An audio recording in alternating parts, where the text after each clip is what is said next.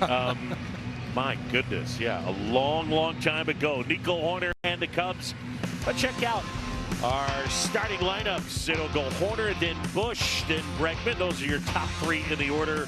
4, 5, 6. It'll go Happ, Suzuki, and Moby, who will be the DH. And 7, 8, 9. It'll be Kelly, PCA, and Dansby, Swanson. The Cubs, as a team, tied for 5th in the majors in runs per game. It's been an attack that has slowed down a bit of late, and they will go up against Sean Burke. Yeah, big right-hander. He gave up 6 earnings last time out against the Seattle Mariners. He'd been really throwing the ball well prior to that. He had a 2.27 ERA, 6 starts prior to that one against the M's. He's got an extra day's rest, and we saw him twice last year. Fastball, curveball, sinker, slider. He's added a cutter, occasionally a changeup. We are ready to go as the White Sox rocking their alternate Friday night homage to the Bulls uniforms. And Nico climbs in. We're ready to roll here on the south side.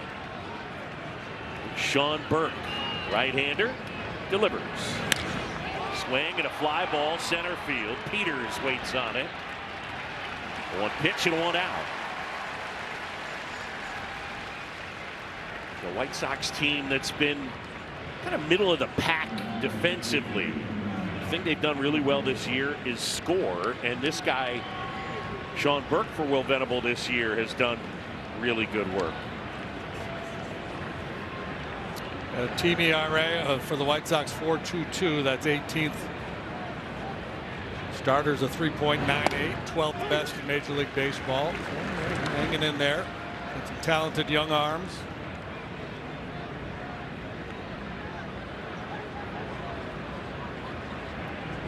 Burke. And that one fouled into and out of the glove of Drew Romo. See the numbers on Michael Bush. He got off to a really sluggish start, but since May 1st, hitting .333 and the on-base percentage at .473. He's got more opportunities against lefties, and I heard you talking the other night, even though the slug's not there against the lefties, the OBP is. Yeah, he's taking his walks, and you know, he gets his approach changes a little bit against lefties. And he's more likely to hit the ball the other way, more of a line drive type approach. Burke back to work. And that one just outside. Laz Diaz has the plate, and he is the crew chief. Over the top curveball, just lingers off that outside edge. And Bush with a good eye. One of the things the Cubs have done so well this year, taking walks. Second in the majors in walk rate, and they're second in on-base percentage. And that's in the entire major leagues. 2-2. High fly ball, right field. I mean, towering. Deep to right. Counted back at the wall, and he makes the catch. That was as high as it was far. And he just missed it. Yeah, he just missed hitting a monster home run. Just got under it a little bit. Looks like the cutter here from Burke. And look at Michael's eyes. You can get a sense just looking at his eyes how high that ball was. And then he's begging. He's like, come on, come on, come on, carry. Kelenic just works his way to the wall and just kind of roams parallel along the fence before hauling it in. Pitch in for a strike to Alex Bregman. Bush hit that 106.4, but the launch angle was 42 degrees. 0-1 to Bregman. Well, no surprise to see Burke throwing first pitch strikes. He's among the major league leaders in that department. On 68% of the time, he's going to go first pitch strike. Be ready to hit. Yeah, the 6th best first strike rate in the majors, and that is a big reason why he's effectively cut his walk rate in half. And that's a large part of the reason for his success. He's just walking fewer guys. And the 2-1 is in there. Only allowed 5 home runs so far this year. That one actually missed a little bit low.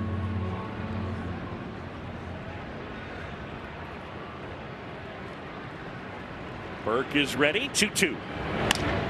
Back up the middle, knocked down. Drop, they'll pick it up and safe at first. It'll be an infield hit. I mean, Burke got his glove on that thing, I'm pretty sure, but he wasn't even looking at it. And telling Will Venable and the trainer, stay put, I'm fine.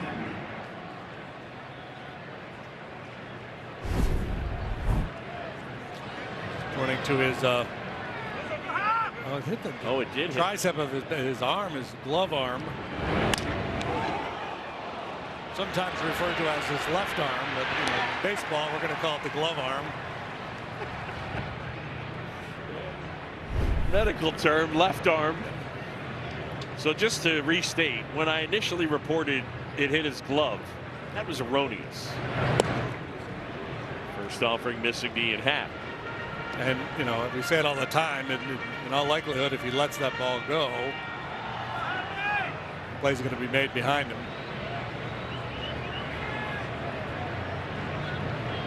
1-0 to Ian Happ. Bregman at first. Burke deals. And that's in the dirt. Kicks away from the catcher, Romo. And down to second is Bregman. It'll be a wild pitch.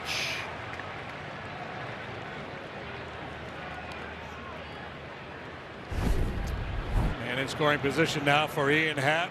Romo didn't quite get over there and contain that one. Bregman initially starts to go back to first base, and picks up the ball, realizes that it's a good ways away. Ian hit a long home run in Atlanta last night. The Cubs 2-0 win. For Happ, it was home run number 10. He had 23 last year. He didn't hit number 10 until June 21st. Line drive, base hit, right center field. This is going to score a run. Bregman around third. He's coming in. Ian Happ delivers. 1-0 Cubs.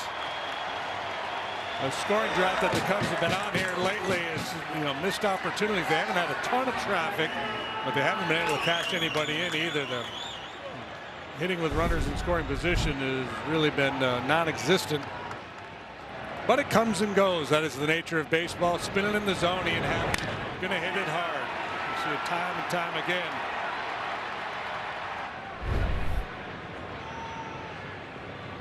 First one to Suzuki. And that's in for a strike to say it. JD, what do they do about their hitting with runners in scoring position? Whoa. Yeah, they need to practice that. They need to take BP with a guy standing on second base. Deal one.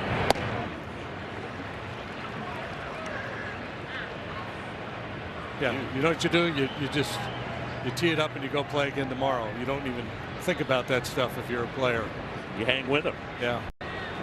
What you don't do is change your approach. You don't press. You don't start to expand the strike zone. Trying to be a hero.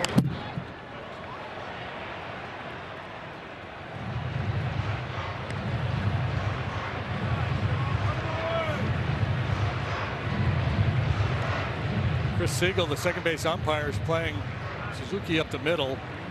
The rest of the infield playing him to pull. Chris, he's going to take the throw in case there's a stolen base attempt.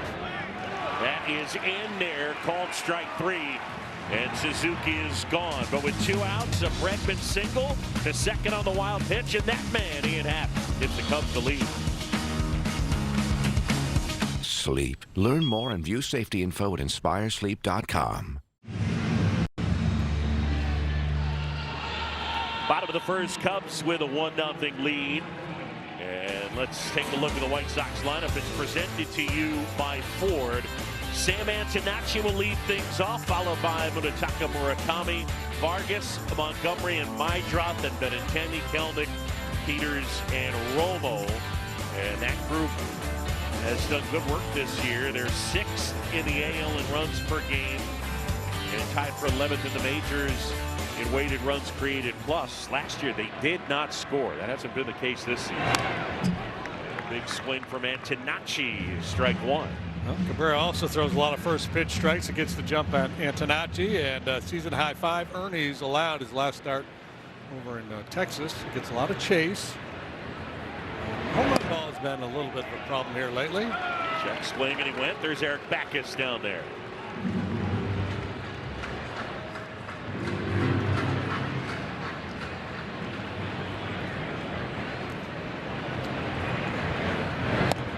And the 0-2 a little bit high. This guy,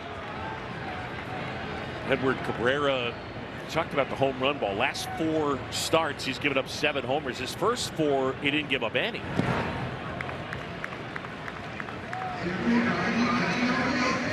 So a little bit of regression, but I don't think he's expecting to give up 7 homers over many 4-start stretches the rest of the way. Chopped up the middle. Swanson collects the big hop, slings to first, and gets Antonacci.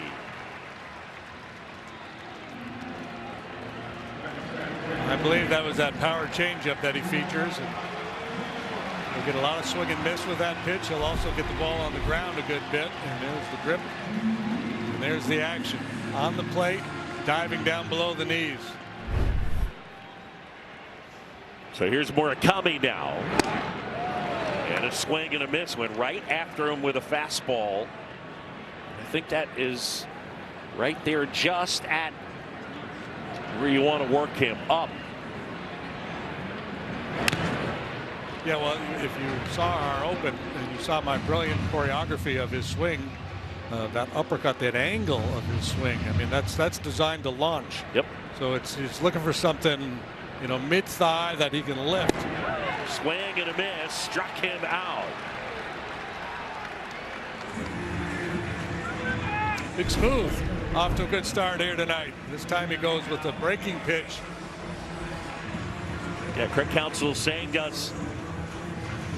Edward Cabrera needs something that is going to move into the lefty. He's got the changeup and a sinker that moves away, but something, and he said maybe the slider tonight against the lefties, and there was one. Yep. Yeah, you have to make the hitter respect your ability to pitch to both sides of the plate and create movement in both directions, east and west. 2 balls, no strikes. JD, this guy's off to a nice start. Miguel Vargas, you look at the OBP and the slug. Yeah, Vargas is becoming the hitter that they thought he was going to be. Popped up, and Nico is out there, and Nico pulls it down, and at the end of 1 here at Wrigley Field, it's the Cubs 1 and the White Sox 0. Service. Hi, how may I help you today? Download your new bookie today and start betting like a pro. Circus Sports. Cubs lead 1-0 as we go to the top of the 6th here on the south side with Moises Ballesteros stepping into the batter's box. Now, Mo has not been as hot as of late, but still a hitter who shows a ton of promise in this league. And if there's anything we know about him as a hitter, he has that big leg kick. He told me he has always had that leg kick, and the reason for it is his favorite player growing up watching was Carlos Gonzalez, a fellow Venezuelan who was a left-handed hitter with that big leg kick. He has never met who everybody calls Cargo, but he says he hopefully does one day. And Boog JD, I texted Cargo, asked him if he knew who Moises Ballesteros was, and he said, absolutely, I've enjoyed watching him, tell him to keep swinging. So hopefully we get the chance to introduce those two at some point, but I just love the fact that as a young kid, he saw that big leg kick, and he's used it ever since. Burke back to work, and that's in there for a strike. T-Mac, I hope you told Moises that Cargo knew who he was, because my guess is that would absolutely thrill him. Oh, I of course did, and it put a big old smile on his face. So again, we need to make sure they connect at some point. I'm working on it. You're going to broker this meeting. T-Mac, when you worked with the Rockies, Carlos Gonzalez was there, correct? Correct. He was my favorite player still to this day. Maybe I've ever covered. No offense to literally everybody else, but I'm telling Nico. He has the best personality. So I told Moises, great guy to look up to on the field. I loved watching him, that smooth left-handed swing, but just a great pioneer for the game and a wonderful human being with an amazing sense of humor. 2-2. And that is in the dirt. JD, he was... Cargo go 40-40 one year? Pete Carlos Gonzalez was, I mean, an absolute beast.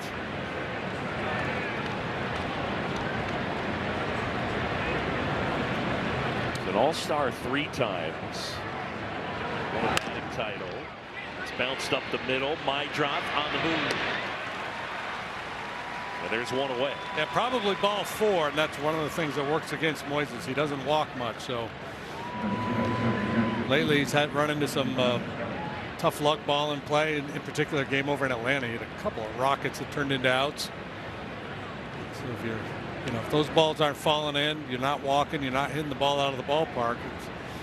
It's going to be a little bit of a rough patch. Bad luck. Yeah. Carson Kelly now as Burke delivers. So if you're looking for next level from Ballesteros, the ability to work the occasional walk would certainly help. Or walk more frequently, I guess. There's a strike to Carson Kelly, who tonight makes start number 27 behind the plate. Miguel Amaya's made 16. And Ballesteros 2 at catcher. Burke a 1-1. Good eye by Carson. This is another guy. We talk about Ian Happ and Bregman, and Carson Kelly's a guy that looks over the baseball nicely and understands the strike zone. Big time. 2-1. And that's in there. That is a great. Baseball's filled with a million phrases, and some guys invent their own, but for a guy that knows the strike zone, Dave Roberts of the Dodgers one time, and he uses it all the time, talks about, I like the way he looks over the baseball.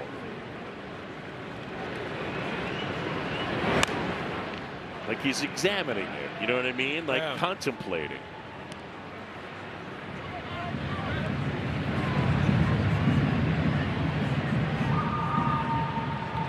Kelly back in, 2-2, 1 out, bases clear. The Cubs on an Ian Happ first inning RBI single had the lead.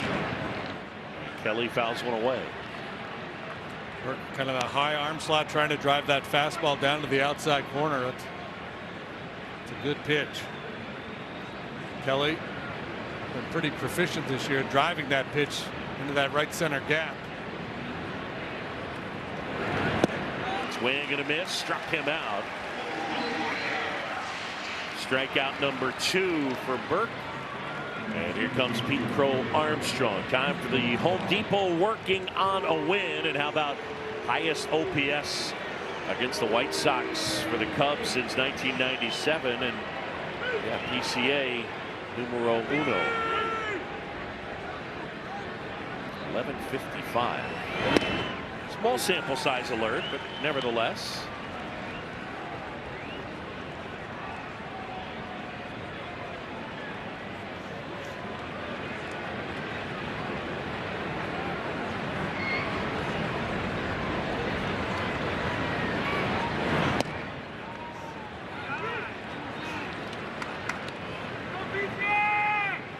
Mentioned Burke's working with an extra day's rest, and he looks pretty fresh out there tonight. We've seen a lot of 96s and 97s. Big kid, 6'6", 240. He was an outstanding basketball player in high school. He averaged 22 points a game. He played his high school baseball with Matt Shaw's older brother, and then they played together at Maryland for a year. Shawzy and Berkey? Shawzy and Berkey. That is some Massachusettsing.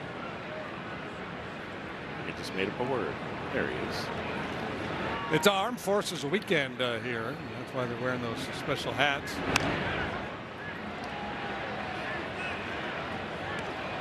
Cubs are wearing them. The umpires are wearing them. The Sox are not. What's that all about, Boog? I think they'll probably wear them tomorrow. Because it's a City Connect night for them? Yeah. Yeah.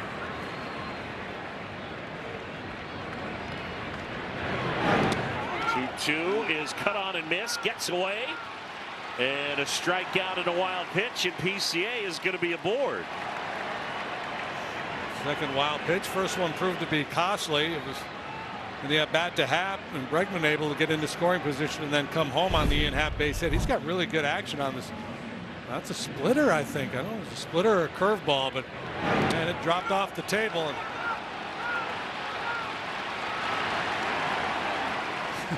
Maybe that thing was just straight down. Yeah. Yeah, they had that as the curve. Yeah, I don't think he throws a split. It had to be the curve. That's like an old drop ball. There's the slider there. Did you throw the drop ball? I didn't have the drop in my repertoire. I did not. About the palm ball. No palm. Shine ball. Did you ever throw the shine ball? I dabbled with the shine a little bit. And then I settled on the razzle dazzle, and that's all she wrote. Huh?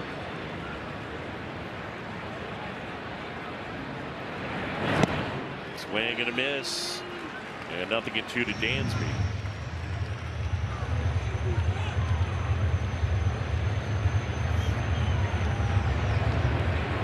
Looks like a number of guys in a bit of a funk for Dansby. His last 13, just 133, and 0 for his last 12. Fly ball left field, and Tanachi has it. And that is out number 3. Here at Rate Field. I love you, honey. Cheers, it's 1-0 Cubs.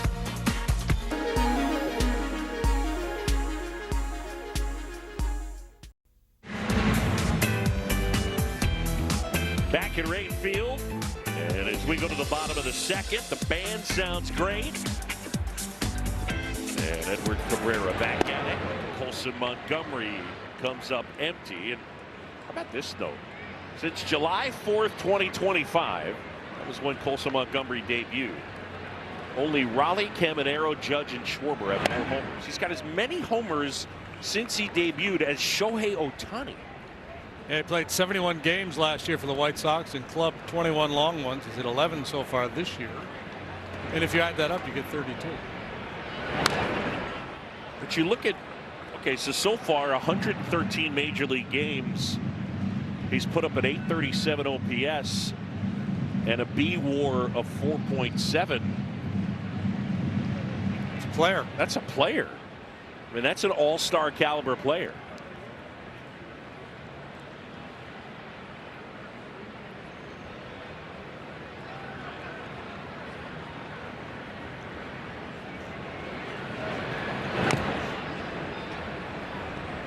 His hometown, by the way, is Huntingtonburg, Indiana.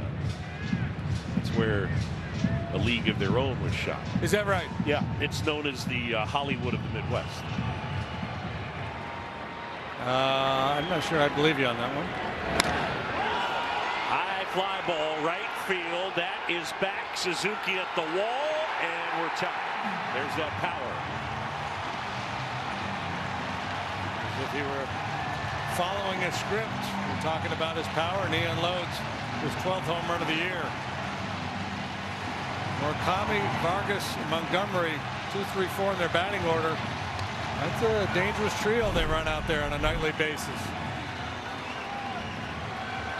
This time the changeup stays up a little bit.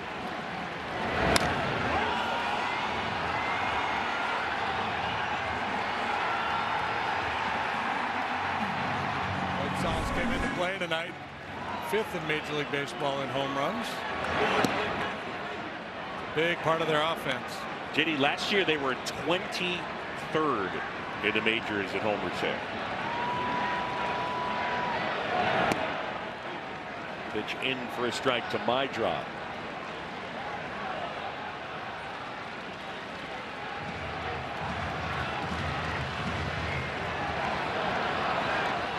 Colson Montgomery, 36 hits, 20 for extra bases.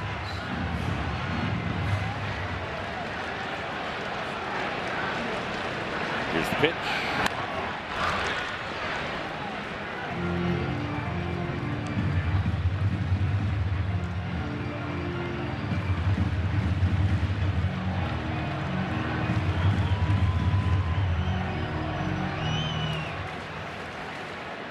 Here comes the 2-2.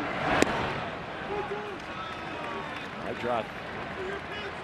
Not get off to a good start, but in May hitting .341. Does a very good job getting on base. Solid defender.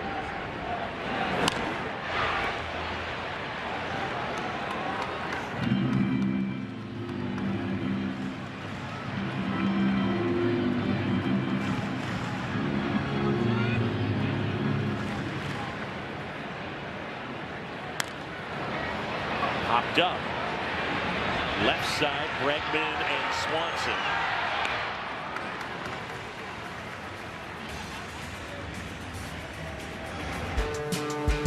Nissan Kicks has been named a Consumer Guide Best Buy 5 years in a row. Drive the reimagined Nissan Kicks today. Now get up to $1,500 customer cash on Kicks. One down, we're tied at 1, and here is Andrew Benintendi, Boog Sciambi, Jim DeShays, and Taylor McGregor. JD, how'd you feel like my driving was on the way over? I felt safe in the car with you. Okay. You know, did a little stop and go-ish, you know. Maybe smooth it out a little bit on the ride home. Okay. I thought I was solid. You feel good about it? I thought it was fine. Yeah, you were fine. I mean, yeah. I would know. Certain people make fun of me for my driving. Center field, PCA waits and puts the squeeze on that. Who makes fun of you for your driving? Oh, I don't know who that possibly could be. That would be so mean. You grew up in New York City. You never were given the chance to learn how to drive when you were a teenager. I don't know who would possibly make fun of you for that. It's unbelievable. All of a sudden, empathetic Taylor McGregor has shown up on the broadcast. Really nice. That's what a week off will do for you. I don't even know who you are. Anyway. 2 down. And Kelnick.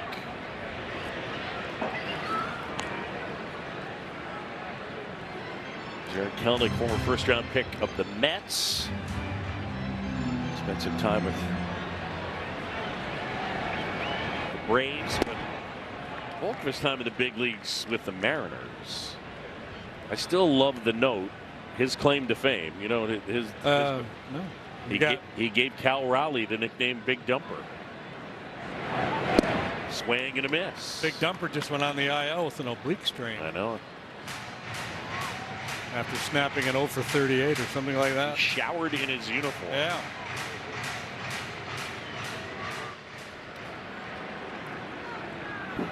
I've showered in my marquee quarter zip after a tough game. Tough broadcast. Swing and a miss. Kelnick is gone. And Cabrera gets the strikeout. But Montgomery, the homer, to tie it up. It's 1-1 on to the third. Back here and live odds brought to you by Bet365, where winning is everything. Nico steps out briefly. It'll be Horner, Bush, and Bregman. And a pitch in for a strike from Sean Burke. Nico attacked the first pitch of the game, flew out to center field, so Burke probably felt pretty comfortable attacking there, thinking it unlikely that Nico would attack that first pitch again.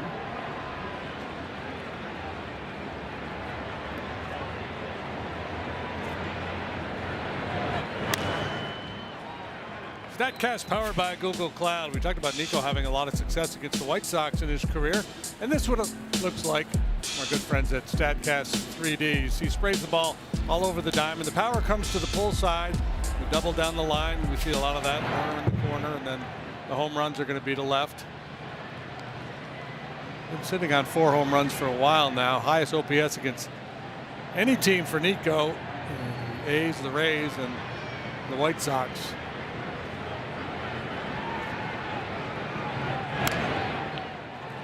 Popped up. Murakami out by drop. Makes a nice run and catch. And Horner retired.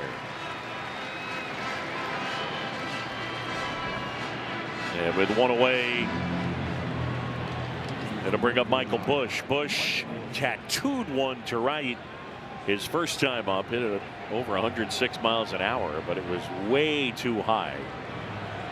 Ethan Cooperson handling the stats for us tonight and delivered this gem. The hang time on that Bush fly ball was 6.8 seconds. The average NFL punt is 4.4 seconds.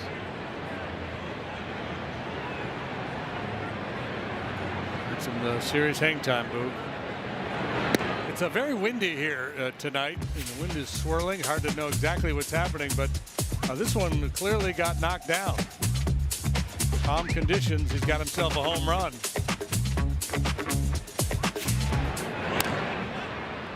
Popped up foul, and that one out of play. Band was giving us the ball knocked down funk. Yeah. Ball knocked down funk. A lot of wind. The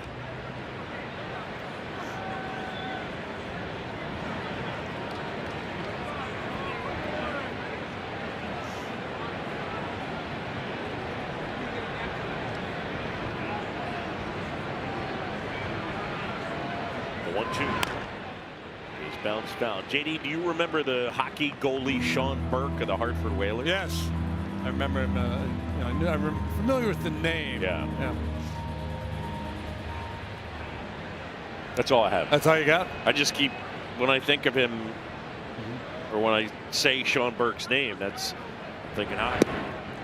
Well, yeah, I had a similar thought when I was getting ready, doing some homework this morning at home, and I was writing down some stuff on Sean Burke, and I thought, yeah, that crossed my mind. I think there was a goaler.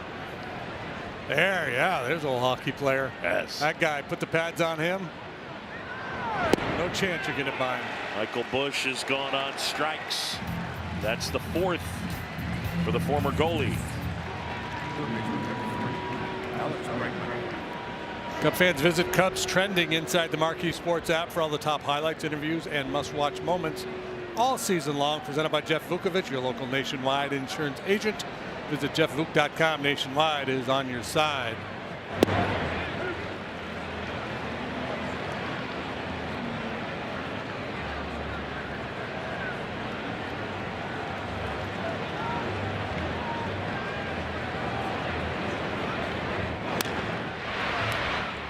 Bounce foul. By the way, Sean Burke is currently a goalie coach with Las Vegas. That nugget brought to you by Eddie Olczyk.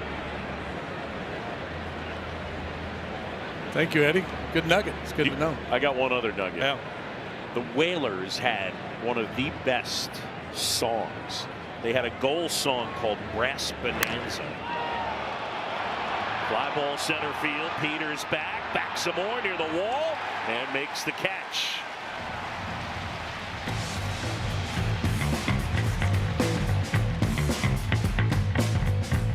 Third, and the Cubs and White Sox are tied at 1. 8-9-1 in the White Sox order. Peters, Romo, and Antonacci. This pitch popped up, kind of back in our direction.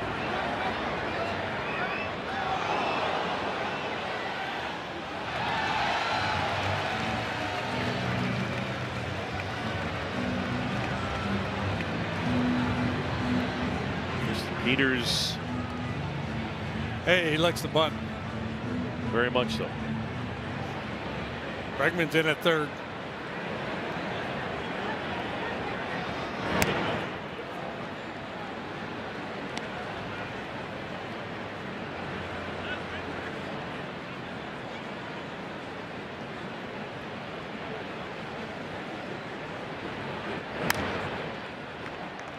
Pushes a foul, and it's 1-2.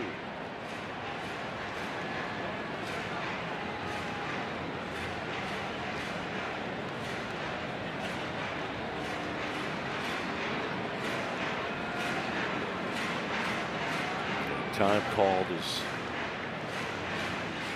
Peters steps out. For the White Sox, we talked about, they've scored. They haven't gotten a ton of production from the outfield. They're 27th in the majors as a team in outfield OPS. It's in the dirt and stopped nicely by Carson Kelly. 2-2.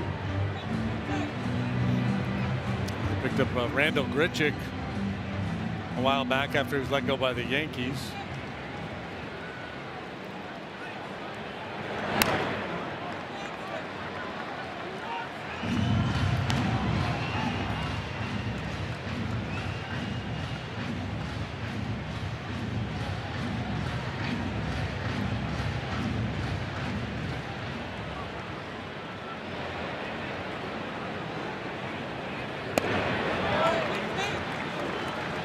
Now it's 3-2.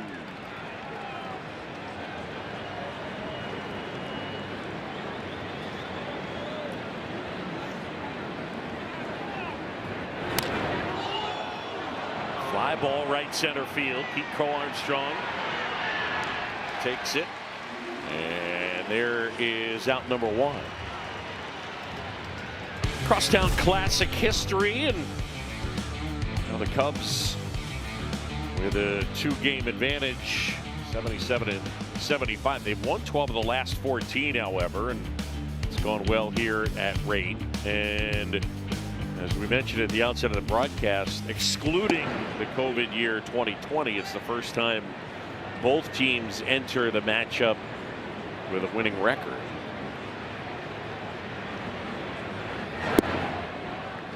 Changeup missing. On a strike to Romo. Cabrera back to work.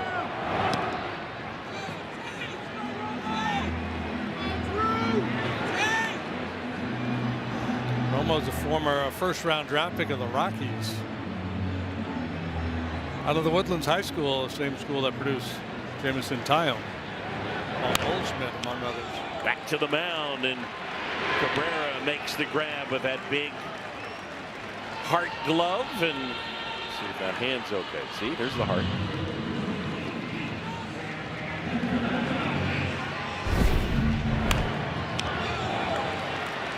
Got him in the heel of the glove. Yeah, got a little hand. Maybe a little bone bruise there.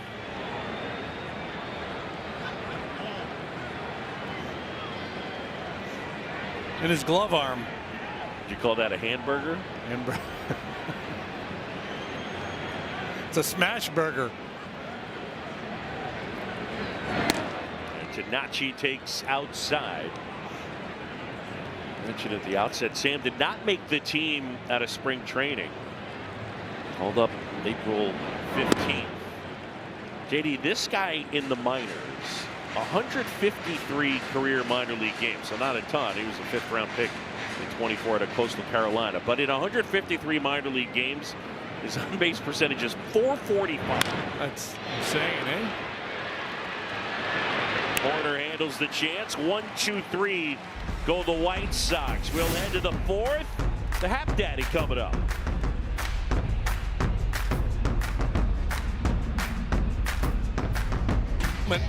Experienced their luxury SUVs today and shine a bright light on Ian Happ. He got into that one. The Chop House there in Atlanta. He delivered a 424-foot home run. And if you're wondering, what's the longest home run the Cubs have hit on the road this year? Well, there it was. I feel like his home run distance has been. He's hit some big ones this year, I feel like. I think he's got maybe a little extra room in the weight room. Extra can of spinach. I have no evidence to support that. Just anecdotally, that's my sense.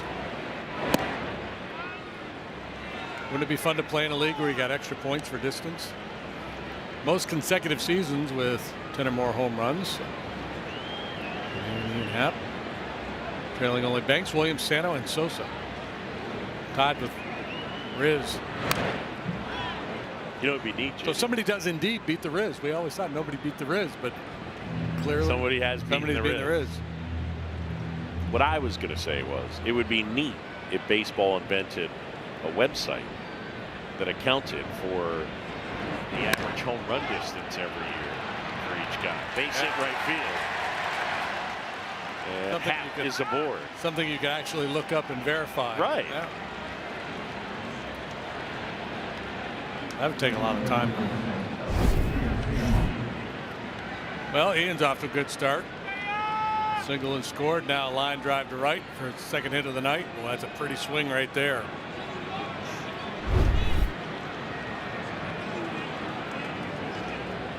So Happ is aboard.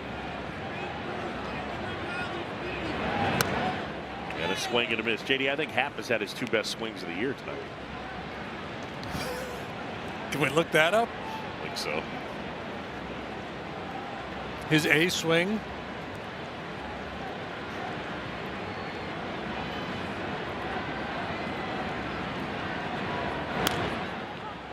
Suzuki pops this one up.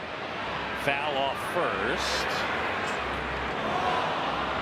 It's dropped by a Cub fan and then dives on the roof and is able to secure it.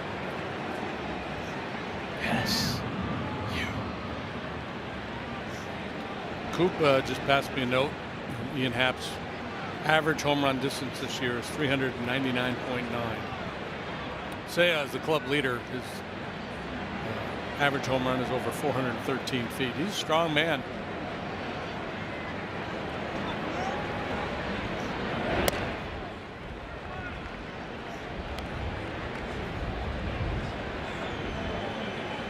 He's up by 7 feet this year. Last year for Ian Happ it was 392. See? You got eyes like an eagle, my friend.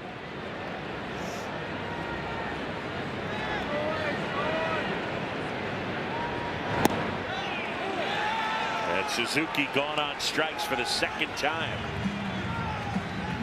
Yeah, looking both times at that front door slider. He sees a lot of these. Couldn't tell by his body language if he thought it was a missed call or if he was just frustrated. I'm thinking the former, not the latter. Didn't use the challenge.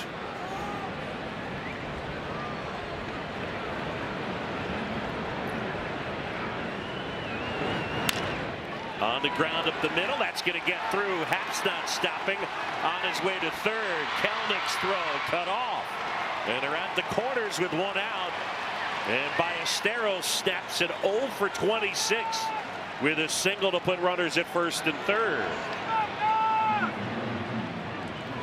He likes to attack that first pitch. This ball is actually up. He gets on top of it, hits it hard on the ground. Yeah, down towards the end of the bat a little bit. Think about Ballesteros. I've noticed when he's going through this rough patch, his demeanor hasn't changed. You think a young kid, maybe you get a little down in the mouth, but it still kind of brings that good positive energy. I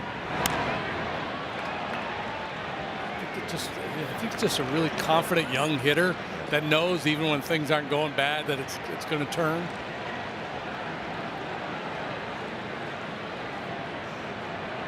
Kelly, a strikeout victim his first time.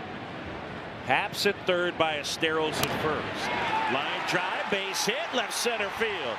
Haps coming in to score. Ballesteros trying for third, and he's in. He got a good read and aggressively made his way to third. And the Cubs with the lead.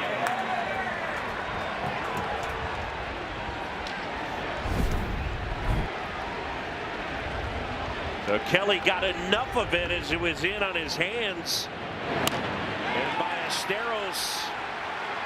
I tell you what, this team can really hit with runners in scoring position.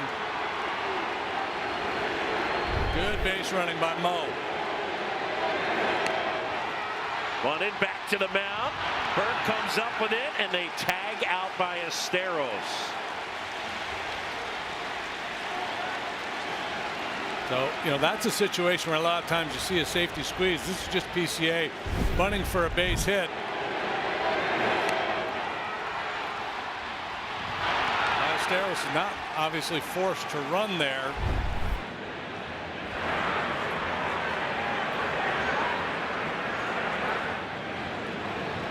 Pretty good play by Burke, too. No question. I think if Pete had it to do over again with who's running at third, might think twice.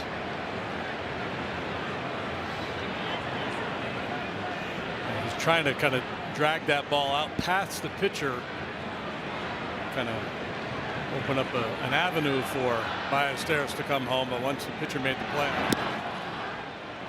pretty easy play.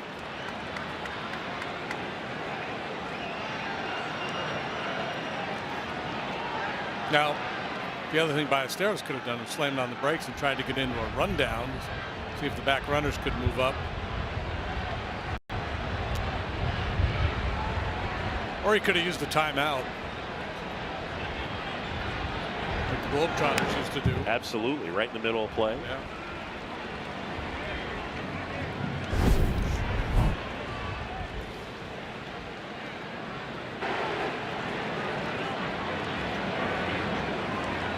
He's bunting at it, but it's almost like he's trying to.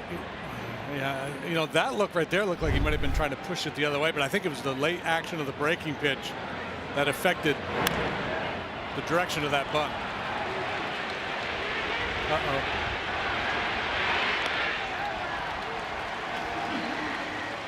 And Pete lost track of the outs.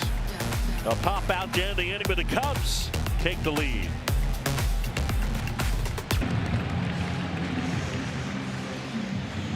Cubs lead at 2-1 as we go to the bottom of the fourth. Munetaka Murakami will come up to hit. A strikeout victim his first time, but 15 homers. He's third in the majors in that department. And Cabrera knows this guy is big time power. The strikeout rate, JD, that's the thing you look at. He's third in the majors, striking out about 35% of the time. And the whiff rate is #1. Yeah, he's going to take his shots. I mean, he's up there swinging. Reminds me a little bit of Adam Dunn profile. Yep.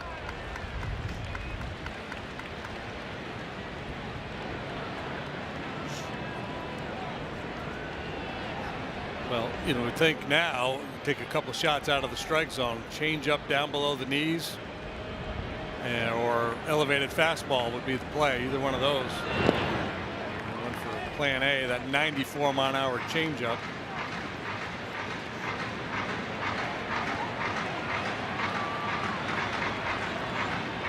This guy's been fun to watch, though, hasn't he? And Murakami, he hits him forever.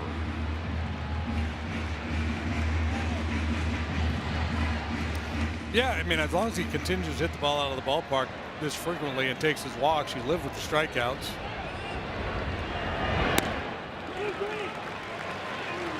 Buddy Mike Petriello came up with an interesting note. So he's basically striking out about 35% of the time. 3-2. Swing and a line drive into left field and a base hit. So he reaches out, just kind of poked that 3-2 offering into left. Yeah, it's probably something he hasn't done that much. It strikes me as the kind of guy who doesn't like to compromise his stroke and sacrifice, but maybe just fooled too. Yeah, that was way off the end of the bat. He's still using that big leg kick, still trying to generate a lot of power. If that ball's down, he's out. He just stayed up a little bit and he was able to get a piece of it. Pitch in for a strike to Vargas. Just finished the point of Murakami. Mike Petriello sent me this note I thought was really interesting. In Major League history, you take players with 300 or more plate appearances, and we talk about weighted runs created plus, and the number that is average is 100. So if you're 105, you're 5% better than average. If you're 95, you're 5% below average. So that stipulation of 300 or more plate appearances, the magic number. Oh, we got a challenge here. The White Sox challenge, ABS powered by T-Mobile, and it's a ball.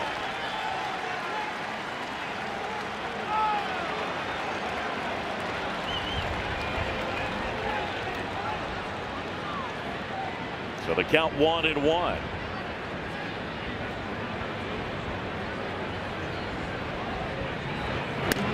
In the history of the game, yes, there have been 2 guys that have had a strikeout rate of 37% or better and been above average hitters by weighted runs created plus ever. Patrick Wisdom was one in 2021, and Joey Gallo in 23 was the other. That's it. It doesn't mean he can't do it with a 37% strikeout rate. It just shows you that for whatever reason, when you're striking out 37% and above, he is not right now, but he's in that vicinity. He's in the neighborhood. That the things that go along with it, it starts to make it really hard to be an above average hitter. Pat into foul ground, makes the catch.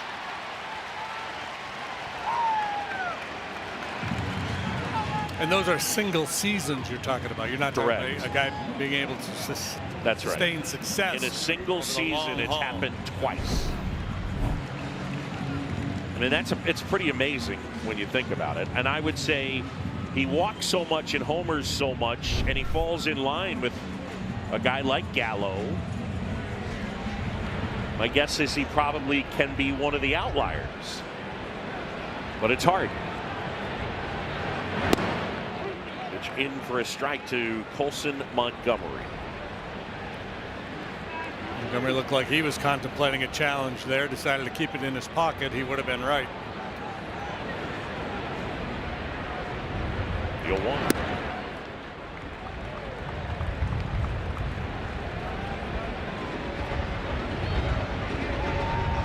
Yeah, how do the White Sox score? It's basically hitting it over the fence. I mean, effectively, half their runs come from home runs.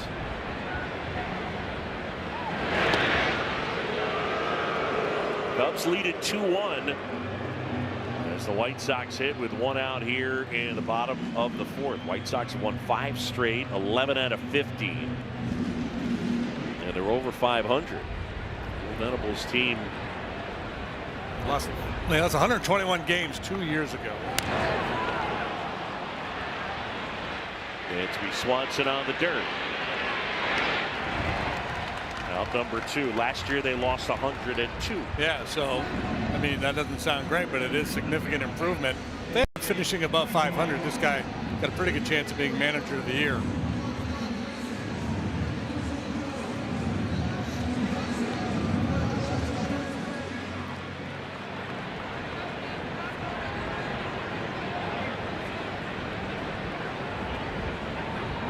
Chase might drop now. 2-1 Cubs. Throw to first. Got him at first. Cabrera picks off Murakami. And Will Venable saying, please hold. Nope. And that is out number 3. Where you going, big fella?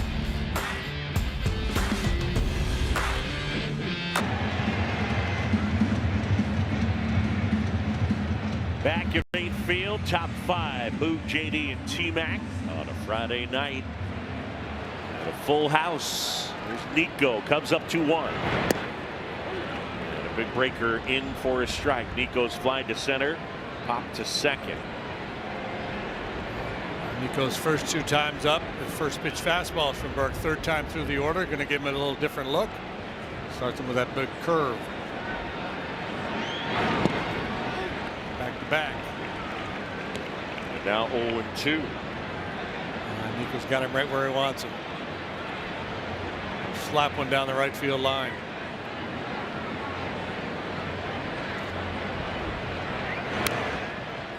Corner gets a piece and stays alive. Corner, Bush, and Bregman, top 3 in the order for the Cubs here in the 5th.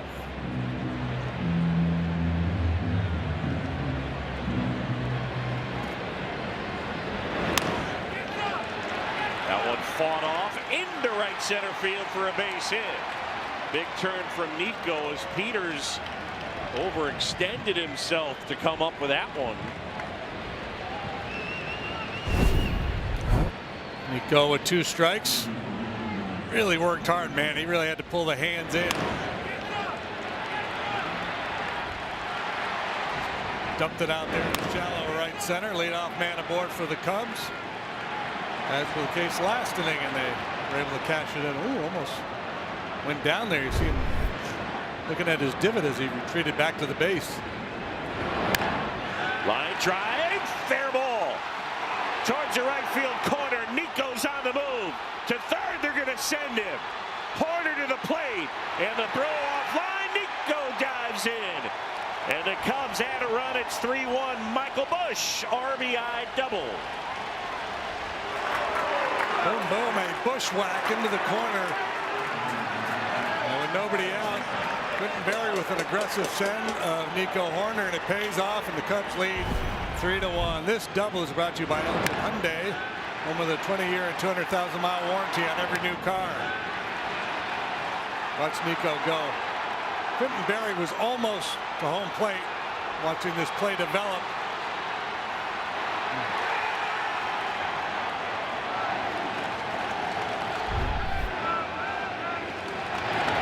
Yeah, I don't know if we have a shot of it. It felt like Q was basically at the backstop as he was waving the goal. He came down. Yeah, he knew he had time, and he was going to take all the time he could before making that decision to give him the green light.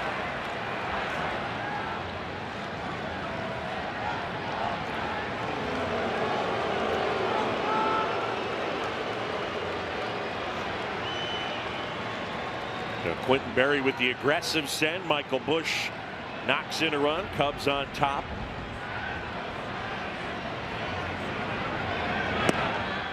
Watch this. This is one of the things I love about Nico. First, check out Quentin Berry. Here he comes into your picture. Yeah. He just ran into the pitcher. A throw coming from the right field corner, so he's got a lot of time to watch that play kind of unfold. And then you will see this over and over. Nobody enjoys head-first sliding as much as Nico. Yeah, he's like a kid with a slip and slide. He just loves it. Yeah. It's just... It tears up your body, too. It's so funny. I mean, you will see him into second, into third, back to first, into the plate. And even on... I mean, that was borderline. He didn't even really need to slide. And it's just, yeah, let's lay out on the belly. And to me, it makes me think about just how much he likes it. How much it's still just... It's fun, yeah. A kid from the Bay Area who likes playing ball. I'm going to do my penguin thing. Fly ball, center field. Peters back. Busch scrambling back. He'll tag. And Michael Busch on his way to third. And he'll make it.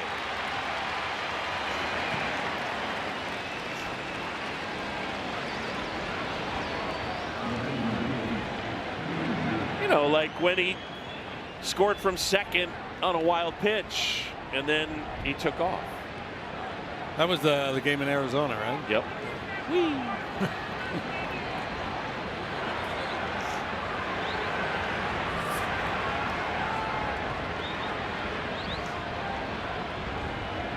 He did not avoid the puddles when he was walking home, right? He was definitely hitting the puddles. Nico as a kid? Yeah. Oh my gosh.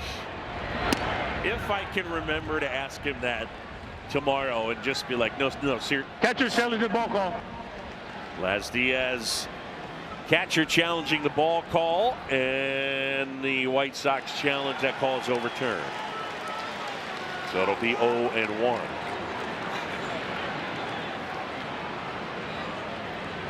Down a couple of runs here in the fifth. The White Sox have the infield pulled all the way in here for Ian. Already has 2 knocks tonight.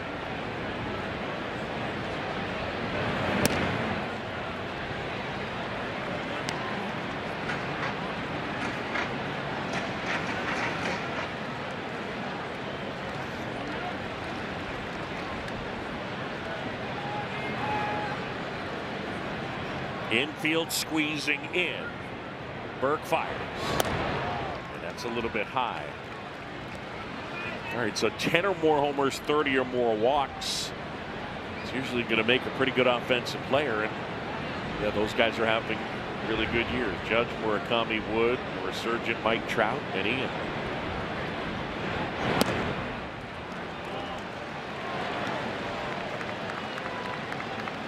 JD, let's play Rate the Note here at Rate Field. Ian Happ, first Cubs player to get a hit, a homer, and score in London. June 24th, 2023. Oh, that's up on the big board. I was wondering where you were getting that. Wow, yeah, that's a deep dive.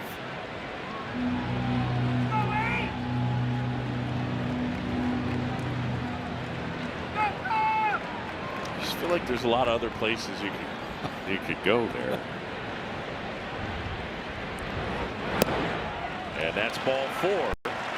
And Happ will take his base. So again, the man who was the first Cubs player to get a hit, a homer, and score a run in London. I think he's the first man to be on base 3 times tonight. Yeah, he is. I think with the man on third base, Sean Burke just decided he didn't want to give in to Ian Happ. Trying to get him to chase that high fastball. Understandable, because that has been at times an issue for Ian. Being very discerning, works another walk. JD, Paul the Hammer is Yeah. here. We made it. They left London at 2 a.m. Chicago time, but they got here. The first of 7 they're going to. Oh, well, welcome, Paul the Hammer. My daughter and her husband were just over across the pond. Nice. Seiya Suzuki 0 for 2. He is struck out looking twice. Cubs leading 3-1, 2 aboard, looking for more. Burke delivers to Seiya. And that's in there for a strike. Man, that front door breaking ball has been a pitch he's used against Seiya a number of times. Boy, you got to be careful, man. He make a mistake with that one with Seiya's power, and you're asking for trouble. Swing and a miss.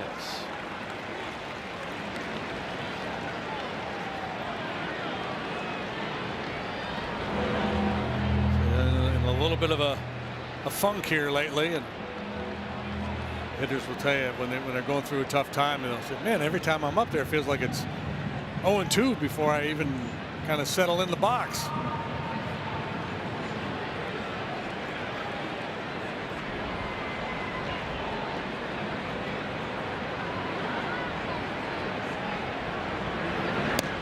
That one down and away.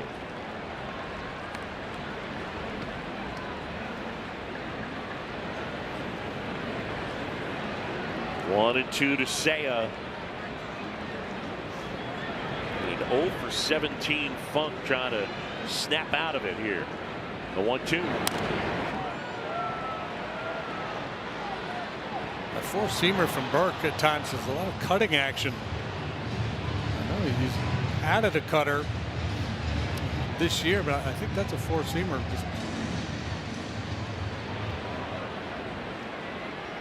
I don't know that I've seen any true cutters here tonight. We've seen sliders and curveballs. Doesn't really throw a changeup either.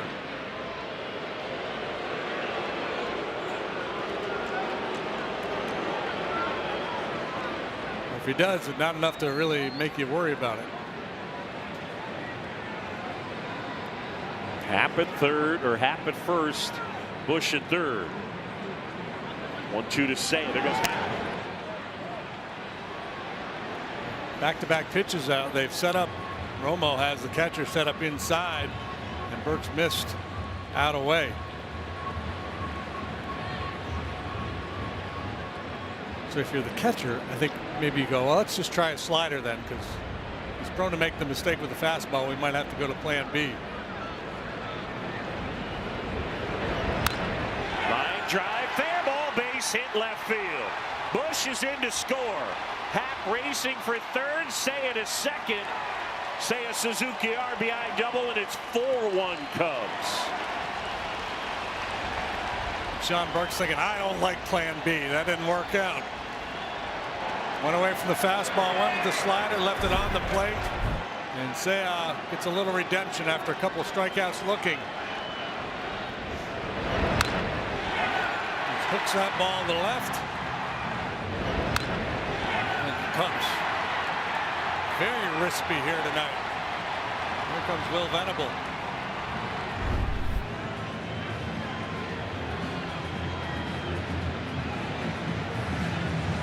Cubs getting it done with men in scoring position, and Trevor Richards into the game. Pitching change brought to you by Lakeside Bank. Lakeside Bank, it's about time.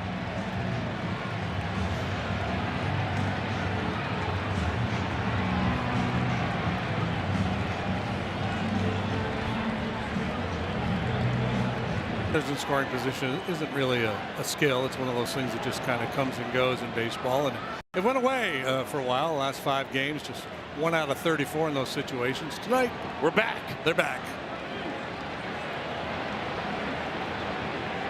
Second and third, infield in. And the pitch in for a strike from Trevor Richards. This is his second appearance with the White Sox. Was traded over here first week of May. 3 big league games so far this season for the veteran right-hander. Cubs had him in camp last year and didn't make the team, and then eventually Went to Iowa and pitched there for a bit and then was released. You know, he throws a changeup a lot. Isn't his changeup kind of a palm ball kind of thing? I feel like his changeup has got a little something funky going on. Memory serves me right. Or I could just be fabricating that. I feel like there's something unique about his changeup.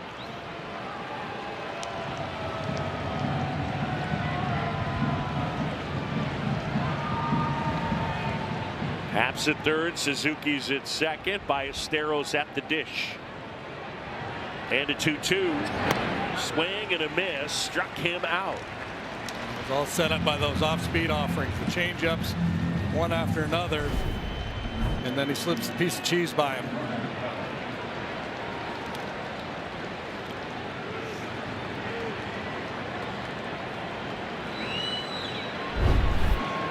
Almost like you get inside of Mo's head, who's saying, stay back, stay back, stay back, and then too late.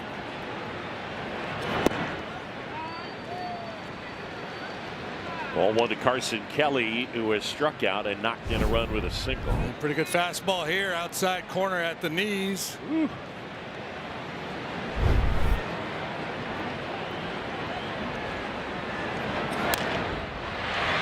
That's the third. Vargas throws out Kelly. The Cubs scored twice. We head to the bottom of the fifth, and it's a 4-1 Cub lead.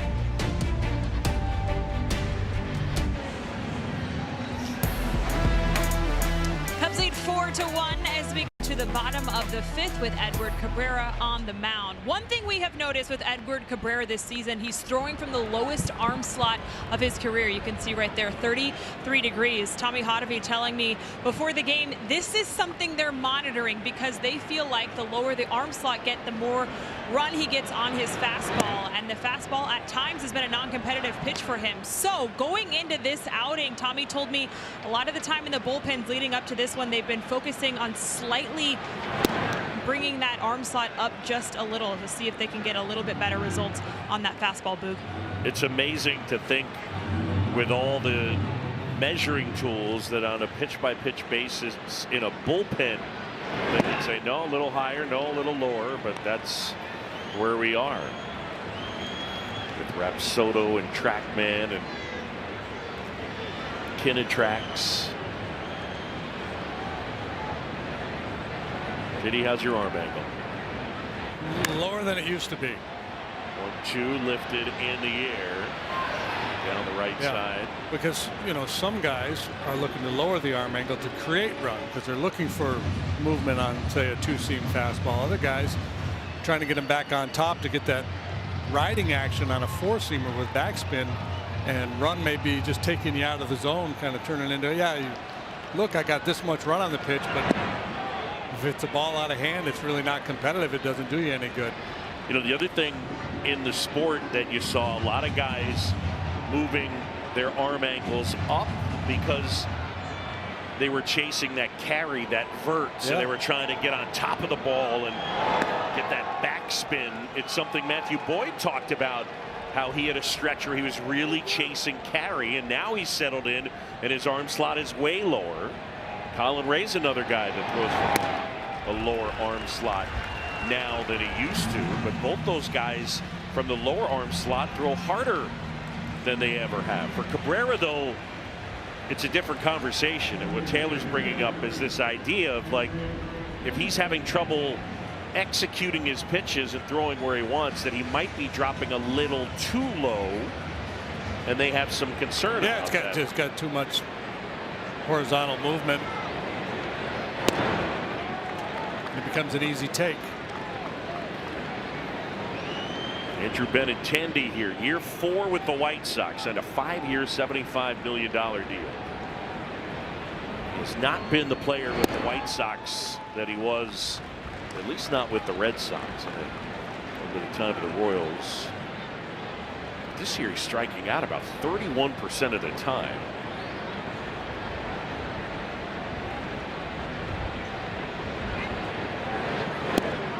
That's in for a strike.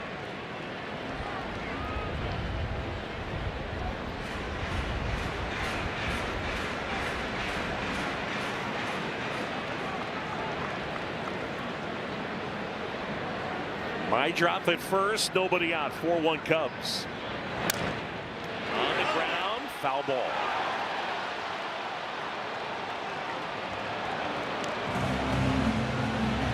Ryan O'Nora right there.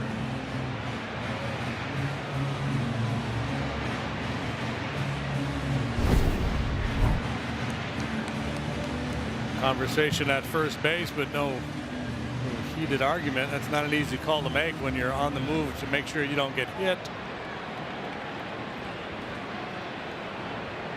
Ryan O'Nora. Quick steps over there. Went a little bit low. 3-2 now.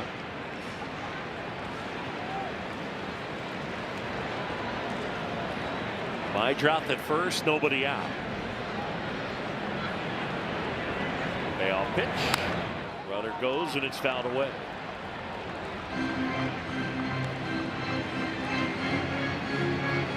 Hydroth had taken a little bigger lead prior to that 3-2 pitch.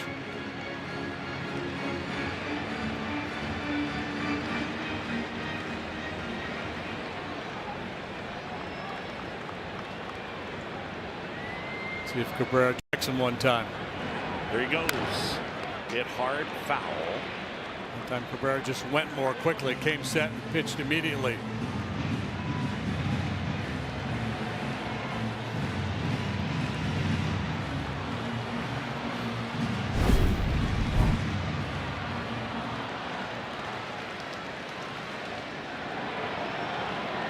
He's getting his steps in, isn't he? Yeah, he is. Got to get that cardio in. Bush holds him on 3-2. And that's ball 4. Back-to-back walks. And the White Sox are in business. First and second and nobody out. Yeah, first 2 walks he has issued here tonight. Comes after the Cubs give him a 3-run lead. And not ideal, so time to have a conversation. Try to get him back locked in here. If you think today was hard, try living one day in this man's life. Liam's had 5 heart surgeries. Let's go, Liam! One of my best days ever. So Cabrera back-to-back walks to begin the inning. And the batter now will be Jerry Kelnick. Tommy Hodavy's mound visit has concluded. JD, in all your years pitching in the big leagues, if I said, do you remember any or one specific mound visit?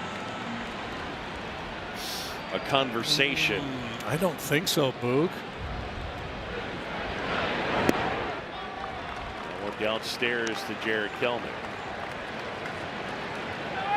No, I don't know. No Bull Durham anecdote, you know, nothing like that. Right. Fly ball, left field, Happ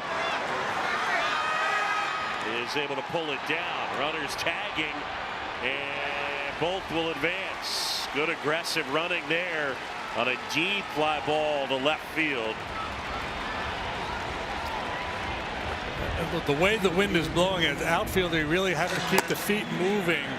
And sometimes that makes it a little more difficult to get set up behind the ball to make that throw. And that's just really good base running by the White Sox to recognize that. Because, I mean, this is deep to left field, but this is not a typical tag up in advance.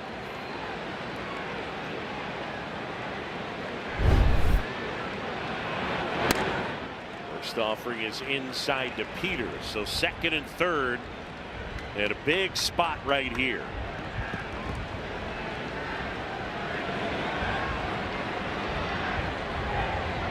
Cubs lead at 4-1. Ryan Rollison, the lefty, is up in the pen. White Sox threatening with 1 out. Second and third. There's the lefty. Strickmatter looking on. The 2-0. Bounce to the right side. Horner They'll pick it up, throw to first, and they get out number 2. Run comes in to score, and it is 4-2. Cubs with the lead. And on the play, Benintendi to third.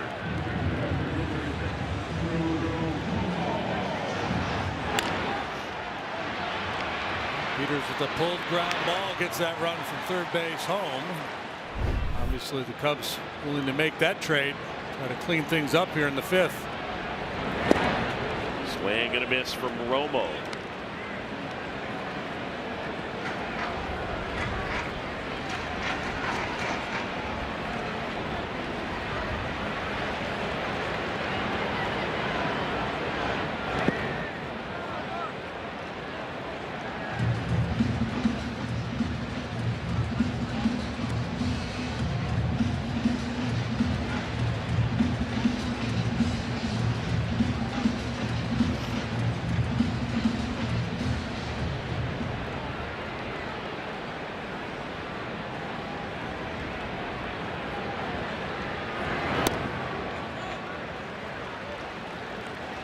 You look at the life of a minor leaguer, and I'm looking at this guy's transaction record. Drew Romo. You mentioned he was a first-round pick by the Rockies in 2020. So last December, December 5th, the Orioles claimed him off of waivers. But then he had a bad 2 weeks in December, and the Mets claimed him off of waivers from the Orioles. And then he struggled the next 3 weeks, and the White Sox.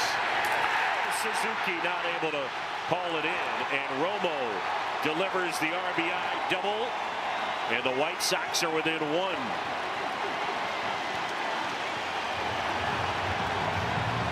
Two walks to open the inning, end up biting Cabrera. Yeah, he asked for trouble, and sometimes trouble walks right through that door.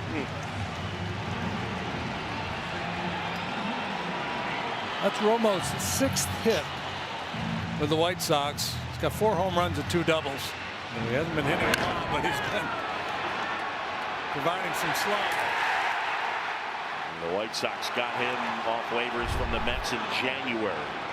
Top of the order, here's Antonacci. 4-3 game.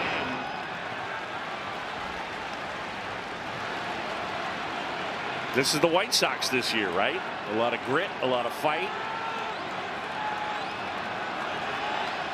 Certainly a more confident bunch. Swing and a miss. We talked about Antonacci's on-base percentage in the minor leagues. He got hit by pitches 35 times last year in the minor leagues. He's been hit by a pitch 8 times this year as a big leaguer.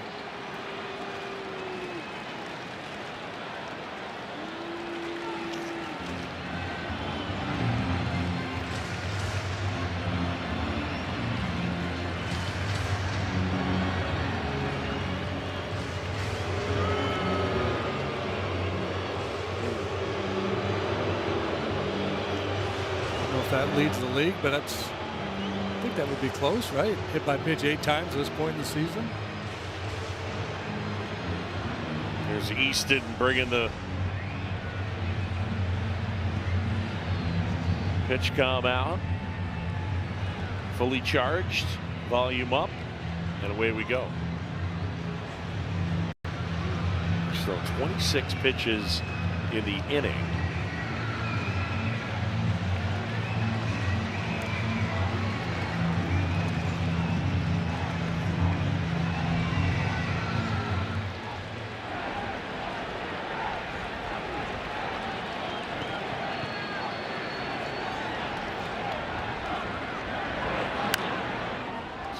Foul. Yeah, only J.J. Weatherholt's been hit by more pitches in the majors than Antonacci. 10. And Antonacci, surprisingly, is tied with Wilson Contreras. I was going to say Wilson's got to be near the top of that list. It's odd. The 1-2. Too high.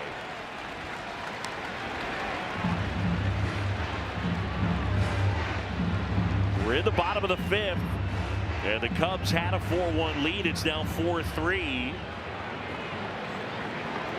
And Edward Cabrera fires.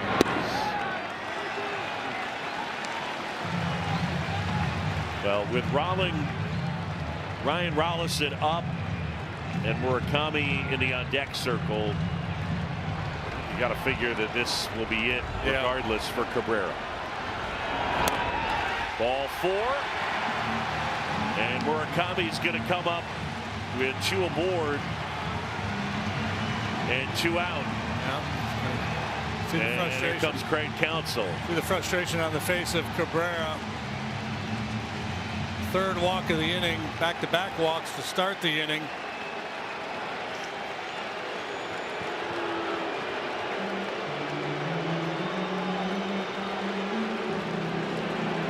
Craig Counsell makes the point to the pen. Pitching change brought to you by Lakeside Bank. Lakeside Bank, it's about time.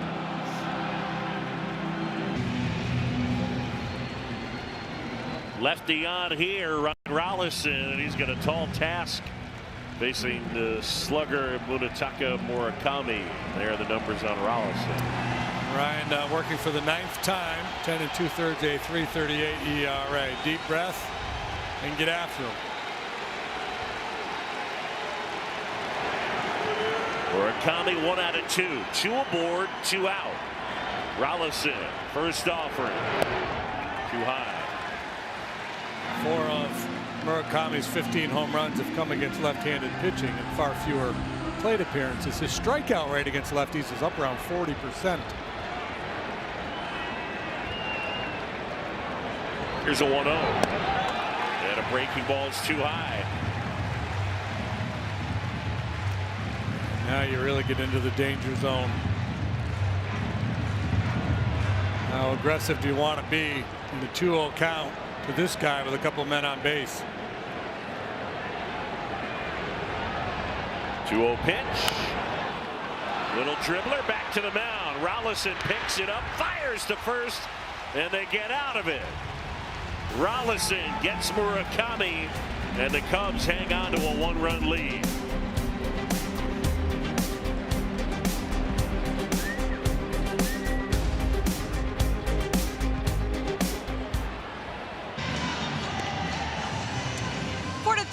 As we go to the top of the 6th, we've talked all about this Cubs-White Sox rivalry, but perhaps one of the biggest issues in this rivalry came a year ago when Pope Leo was elected as Pope. Everybody was wondering, well, is he a White Sox fan or a Cubs fan? Unfortunately, he is a White Sox fan, but have no fear. Mayor Brandon Johnson is about to see him, and he has a special gift for him. You know, as far as what I bring him, you know, it seems like he has it all. He's had hot dogs and Italian beef. He's got his Nikes. You know, here's what to be honest with you, you know what I'm going to bring to him? I'm going to bring him a Cubs hat.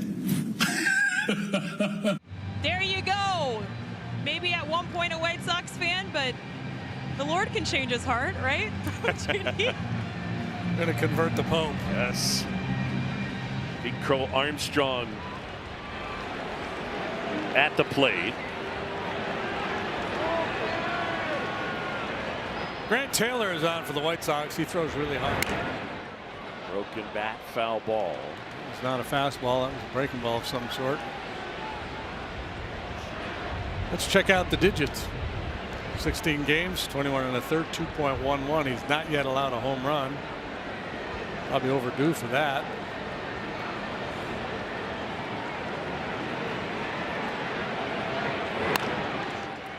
We just had, by the way, between innings, just talking to the truck and between ourselves, we had our own who's on first moment because we asked each other and the producer who's taking it back.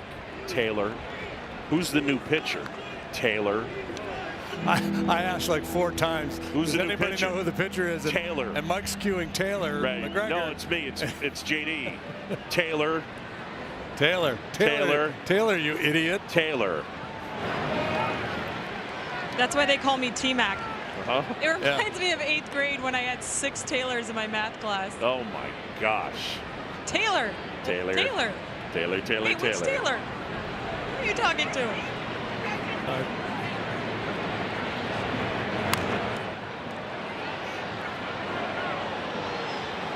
And in Mike Leary's defense, he absolutely had Grant Taylor in ice. Yeah, it popped up over here. I know. Right. The 2-2 from Taylor. Check swing went too far. And PCA is down on strikes. Well, we talk about it all the time. There's so much velocity in the game, but fewer fastballs being thrown. So the breaking ball in this instance becomes almost like the primary pitch, and then the fastball, the put-away pitch. A lot of curveballs early, and then elevated heater.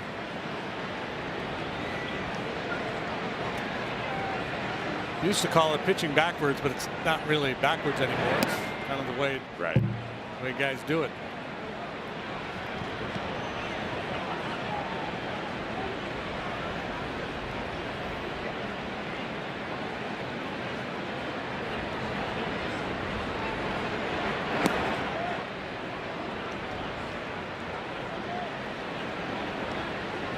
Taylor, strongly built kid, 6'3", 230, 23 years old. Second round pick out of LSU. Swing and a miss. 99 Luftballons. Yikes. There's a high arm slot four-seamer.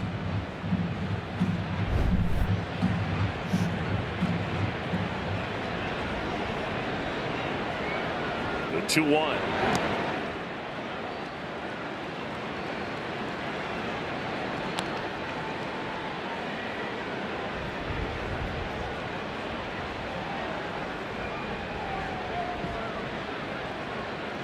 Three-one pitch. Pop foul. Yeah, I mean, everybody's throwing hard these days. We talk about the majors, but you tune into the College World Series and watch an LSU Arkansas matchup, and the college teams are bringing in another guy who throws 98, another guy who throws 99. It's crazy. Yeah, they're not even like their Friday night starter. It's just another arm coming out of the pen. 3-2 pitch. Swing and a miss. Swanson is gone.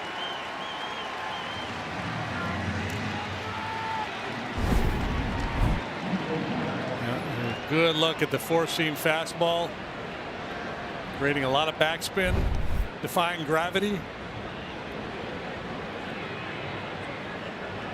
Somebody we saw recently, and the note on him was he was throwing 100 in high school.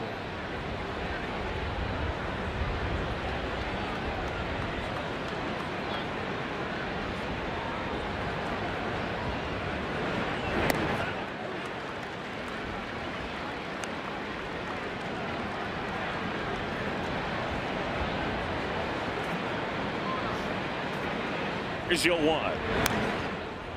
Warner fouls it back.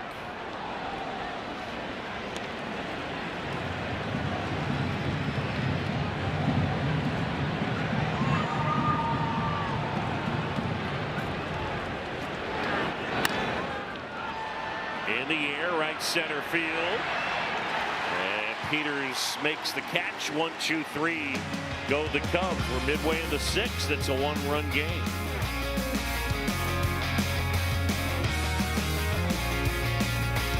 Be a fun weekend, and then on Monday the Brewers come to town for the first time this season. It'll be a three-game set against the Brew Crew. Tickets available at Cubs.com/tickets.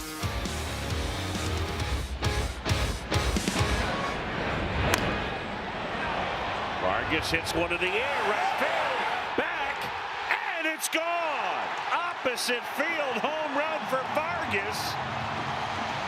And Miguel with number 10, and we're starting over, tied at 4. It just got out.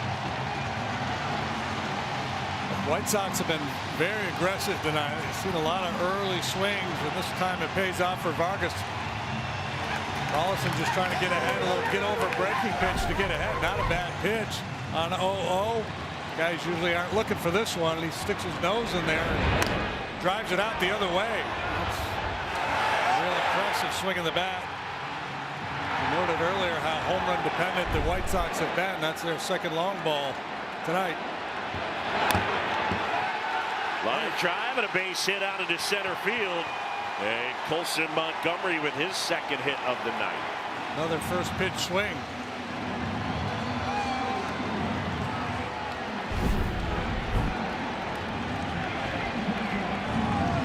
Breaking ball to than Montgomery, and this one's just in a bad spot. Belly button high. Here's my drop now. Man at first, nobody out. The crowd starting to buzz. Yeah, there's been great energy in the ballpark all night, but they're really picked it up here. The White Sox fans on their feet.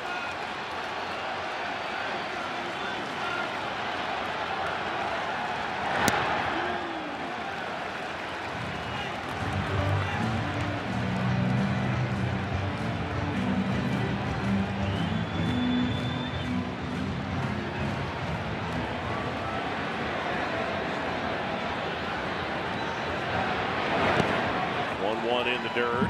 Kelly can't find it, and take it off for second is Montgomery.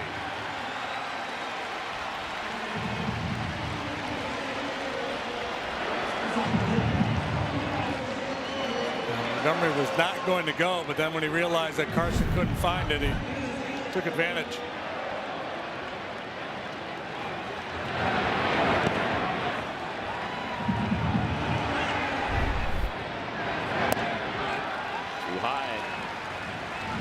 So now 3-1 with a man at second and nobody out.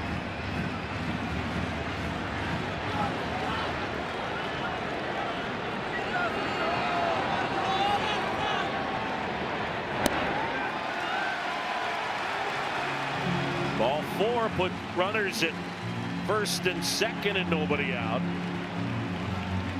Walks becoming a big part of the story here. 3 walks in the 5th inning issued by the Cubs, and this one to my drop, that was a pretty easy walk to take. Those pitches were well out of the zone. Trent Thornton, the righty, was up.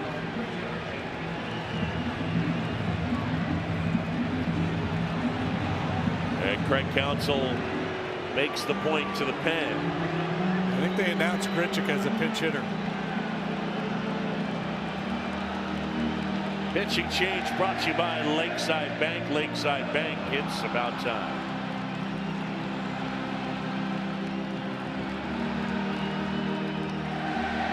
Chicago Cubs baseball on Marquee Sports Network is brought to you by Toyota, official vehicle of the Chicago Cubs. By Prevagen, made for the brain. And by Wintrust, different approach, better results. Well, we got a 4-4 game, and the White Sox threatening with 2 on and nobody out, and Trent Thornton on for the 4th time.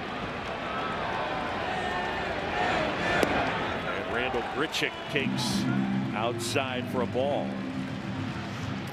Grichuk had been announced as a pinch hitter, and he's really good against lefties, so Counsell goes to the righty Thornton to counter.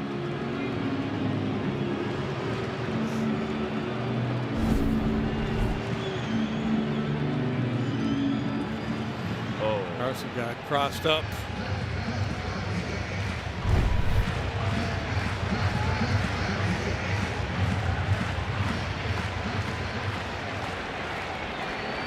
I think that'd be hard to do with the pitch count. And yet it still happens. Yeah.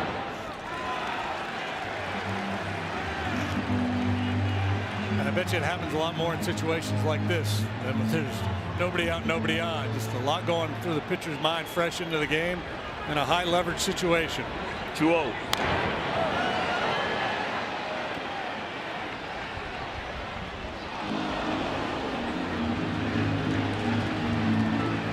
One landed right next door, Boog. John Schifrin almost made a play on it. He did? Yeah, because it dropped right down in front of their booth. The 2-1. Swing and a miss. Grichuk coming up empty. That was the sweeper from Thornton. Yeah, good sweeper. Nasty. Ugly hack.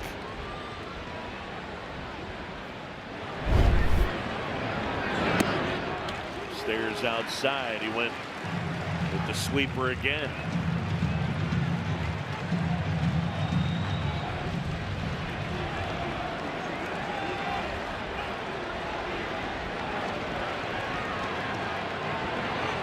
Three-two pitch.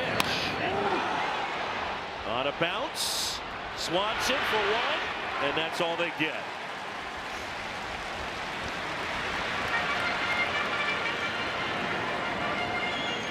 It was hit hard, but the way they were positioned. Yeah, and it got into the midsection of Nico, so he was kind of back on his heels. Dansby had a long way to travel to get there.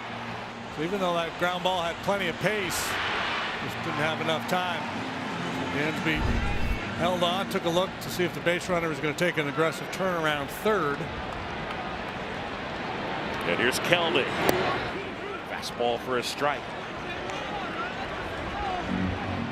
Thornton's got the full kit: fastball, cutter, slider, sinker, curve.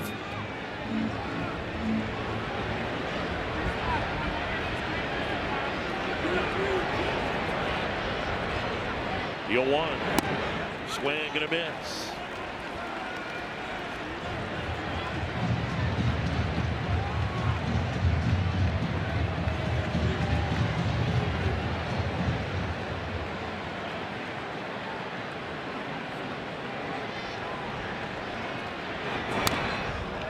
Foul out of play off to the left.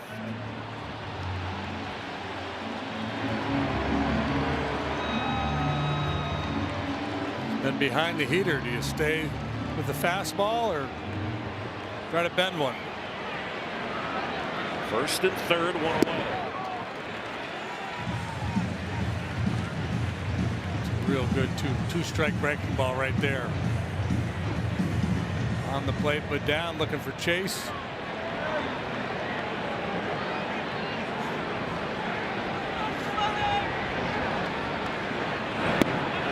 See you later. Kelnick looking for something else. Thornton freezes him out, number 2. Yeah, I'm guessing that Kelnick thought, okay, they showed me one breaking pitch and they're going to come back with that heater. Looking for the express, and he got the local.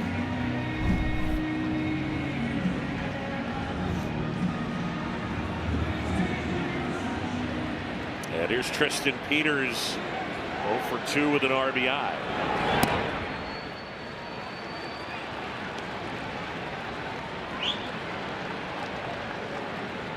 Thornton rubbing up the baseball, trying to keep this a 4-4 game.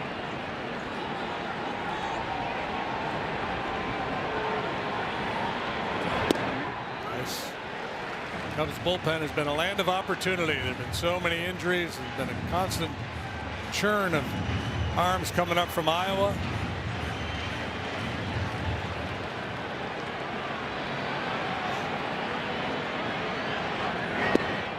Check swing, didn't go.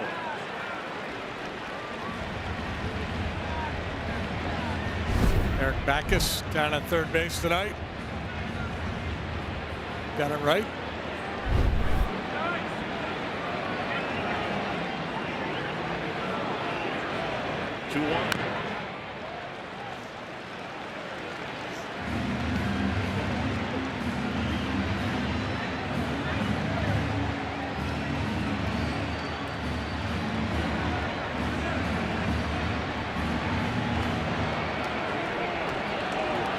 Time called, and Peters will step out.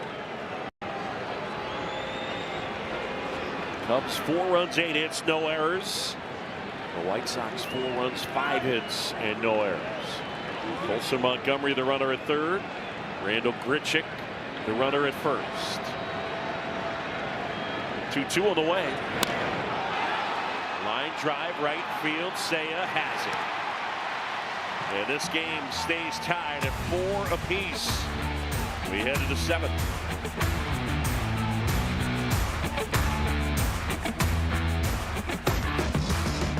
The 7th, and we welcome you to the broadcast booth, brought to you by Budweiser. Cubs fans for 50 years. This Bud's for you. I'm John, he's Jim, Boo, JD, Wildfire, the Sheriff. Yeah, we got some shirts. Swag. From the official Sheriff and Wildfire. You trying to get that shirt? Which one you got there, the Wildfire or the Sheriff? I got the Sheriff. Yeah, we ran into these guys down in Arlington. They had a Sheriff shirt and they were wearing a Wildfire shirt. They're the founding members of the fan club. We don't know how big the club is, when they meet, what the dues are, but thanks, guys. That's fun.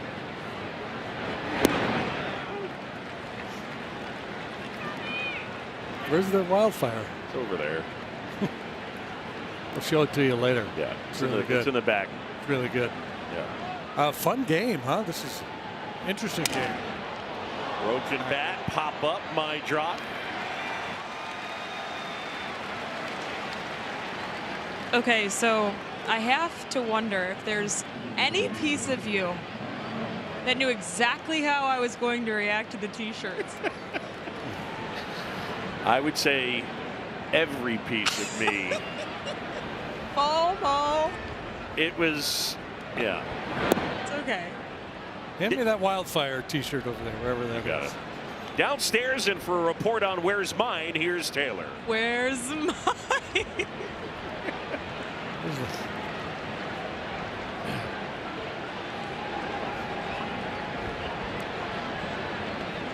Pitch to Breck. T-Mac, I know you weren't asking, but here's mine. I mean, you get that's pretty darn good right there. I fully expect you to wear that to the ballpark at one point. Sure. Look at that. On the ground up the middle, and it gets through.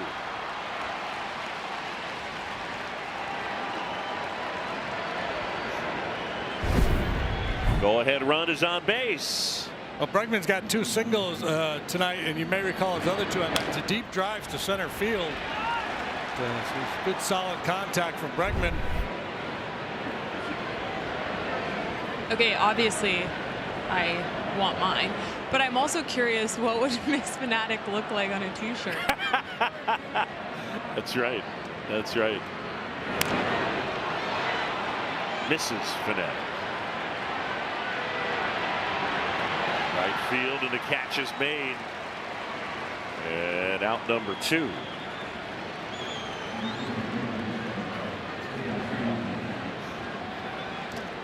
It's Brian Hudson into the game now for the White Sox. Fastball cutter. He'll throw a sinker and a slider. He's kind of a ground ball specialist. Their pen has been pretty good. It's been better than their starting rotation. No, check that. That's incorrect. Their rotation has been better than their pen. But he's put up excellent numbers. Love that strikeout ground ball rate. Yeah, they've got a handful of guys out there that get a lot of ground balls, and have the second lowest home run rate allowed. Their bullpen does in Major League Baseball. But overall, a 4.46 ERA, 10th out of 15 teams in the AL for Will Venable, and 22nd in all of baseball. 0-2 to Seiya. I think I might have just heard T-Mac shriek. You did. Poor Maya down here, who works for Marquee on our social media. I scare the crap out of her every time I shriek.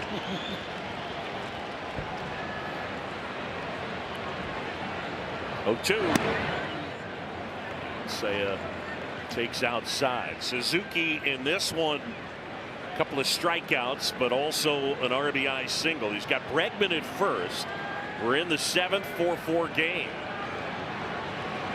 First of 3, the Crosstown Classic.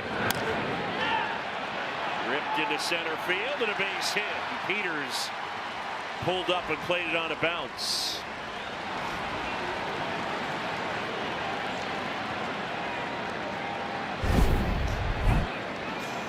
Ten hits for the Cubs here tonight. That low arm slot, balls up a little bit. Peters is out there a step or 2 towards right field and fairly deep.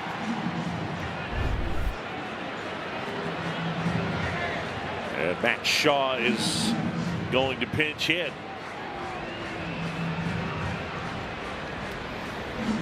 Zach Bove,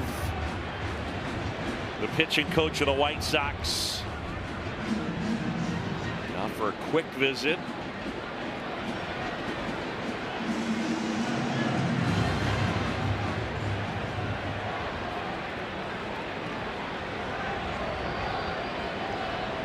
Romo out in front of the plate.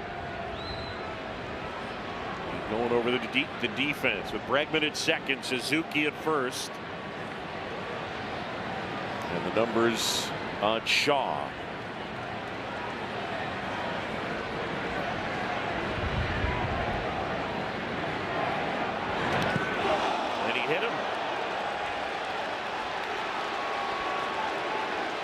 And so they're all loaded up, and an opportunity for Carson Kelly. He's trying to throw a slider, sweeper under the hands, and overthrew it. Didn't want to make a mistake out over the middle of the plate. Made a mistake off the plate, and it loads the bases.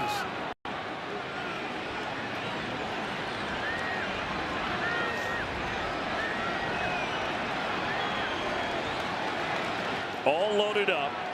2 down. Carson Kelly. There's a strike.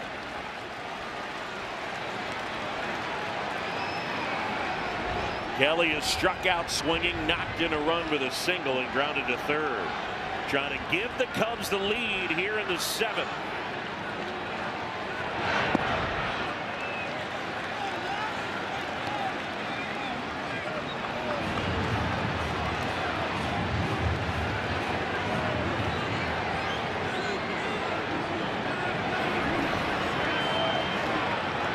Hudson popped up, foul down the right side, and that'll twist off out of play. And it's 1-2. Well, the Cubs catcher, 31 years old, born here in Chicago, grew up out in Portland. Dad worked for Nike.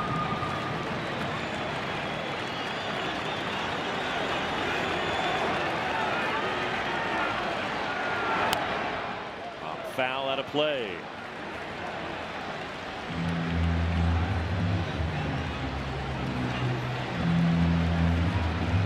Brian Hudson was originally drafted by the Cubs, 3rd-round pick back in 2015. Spent a number of years in their organization. Never did pitch in the big leagues for the Cubs, though. Kelly hits it. Fair ball to third. Off of Vargas. In to score is Bregman. And the Cubs have the lead. It is 5-4. A one-hopper that hugged the line. It'll go as an infield single. 5-4 Cubs.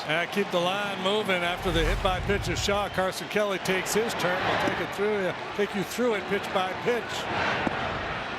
Kelly's got that good eye, not chasing. Had a pitch to hit there, just fouled it off. Fought off a good heater up. And then down the line he goes. Vargas maybe taking a peek to see where he was going to go with his ball. There was no easy play to be made here. I mean, if he gets it cleanly, he's got a shot at Kelly at first base.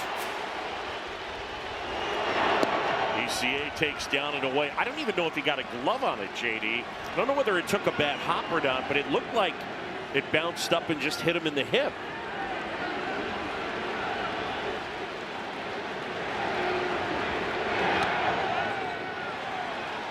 And a challenge. Challenging the ball call. They called it a ball. Romo challenges, and it's a ball. That's big right there. It is. It's a good time to challenge, all right? No question. Bases juice, 1-run game in the 7th.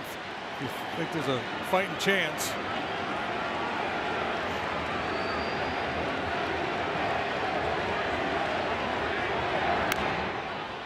Hopped up.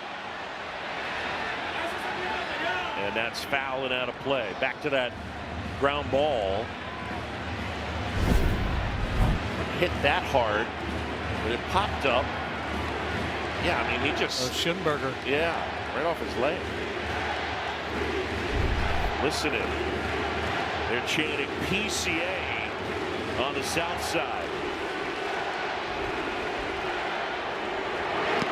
Swing and a miss, 2-2.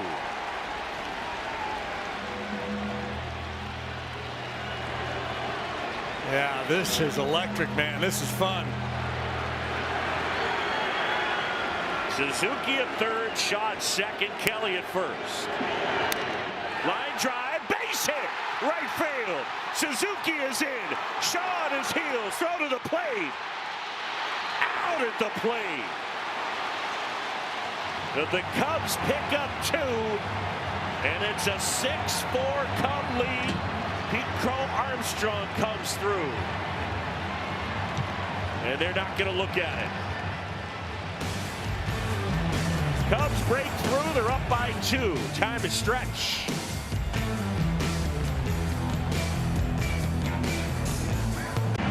Big swing of the bat by PCA brings home the second run of the inning. Insurance runs brought to you by Gallagher, your trusted insurance broker and people strategy partner. Shaw trying to take evasive action, could not slip by. Not a bad send though with 2 outs. Be aggressive.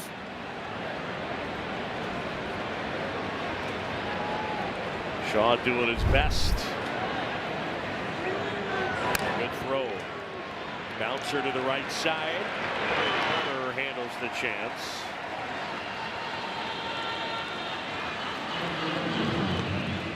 JD, here's a quick nugget for you. Including that hit, Pete Crow Armstrong down this year. 283 against lefties, 212 against righties. How about that? Go figure. I think those numbers are going to even out.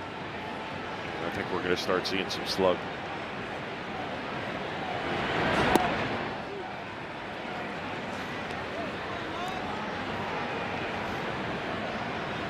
One down, bases empty. Cubs taking a 6-4 lead. Trent Thornton continues on the mound.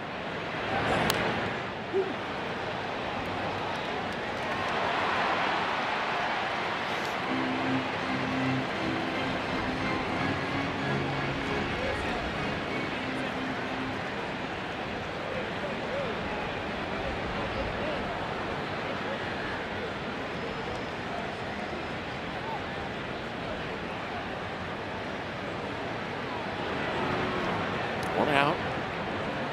The 0-2. Kid Antonacci looks like he's got a pretty good idea of the strike zone. And a lot of swing and miss from him. Just a couple of years removed from college.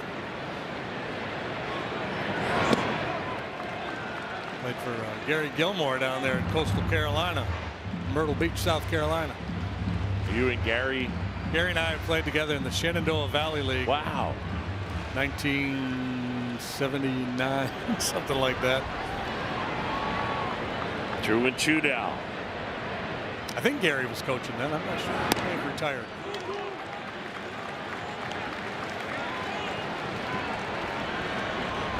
Sam's played a good left field. He's got on base. And he also does research for us in the Notch. Yeah. 3-2. Swing and a miss. Struck him out. Well, it's obviously a very small sample, but what we've seen from Trent Thornton's been pretty darn good.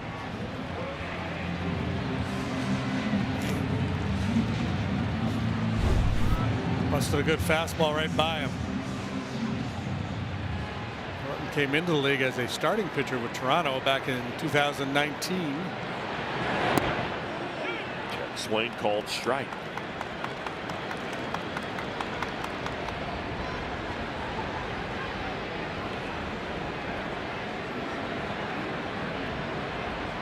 Good to face this guy with the bases empty.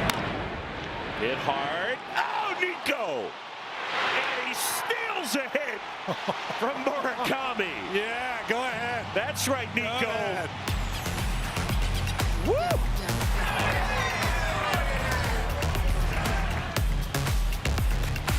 Stop it.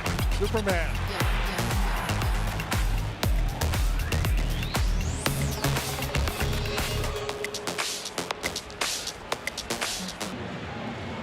Time now for the Xfinity high-speed play. Reliable Wi-Fi at one price. Xfinity, imagine that. Imagine this. Nico Horner yet again. Look at Michael Busch. That was just spectacular. The dugout was going bonkers. Oh, that was great. Fair ball down to first baseline. Swanson. Dansby takes the turn. He'll head to second as Kelnick wasn't able to come up with it cleanly. We'll see how they score it. It's a double. Well, the hits just keep coming for the Cubs here tonight. Having a breakout night. little carve piece.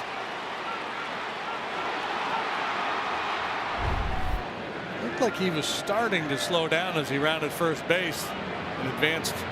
We saw Kelenic didn't come up cleanly with it. That one in for a strike to Nico. Nico Hoerner has turned in a couple of plays this year, maybe more than a couple, but to his left, full extension dive. Yeah, I think the ball's by him. You think the ball's by him? And I would also say, yeah, that you were picking up what I'm putting down. I mean, the Cubs have two of the best defenders in the game on the field at the same time.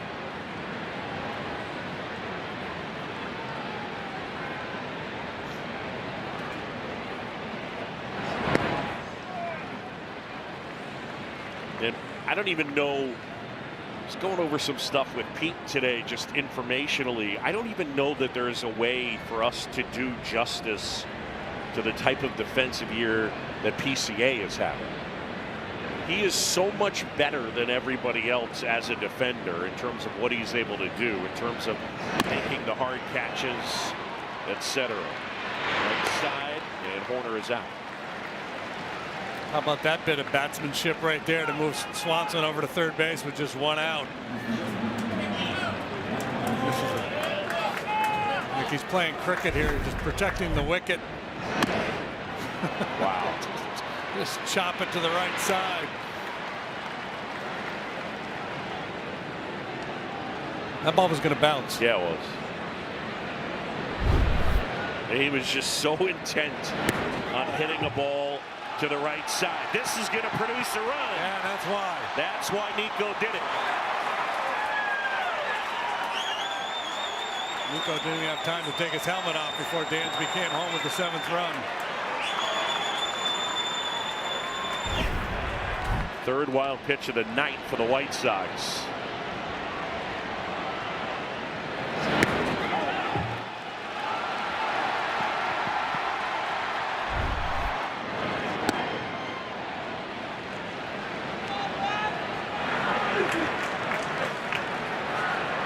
Not easy to block that one. The guy's throwing 100 miles an hour and he pulls it and you're setting it outside. He throws it in.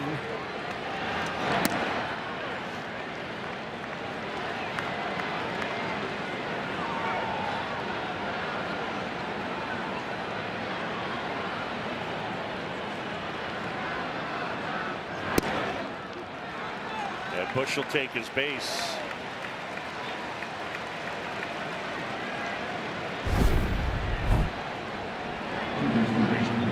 Actually caught the corner just barely.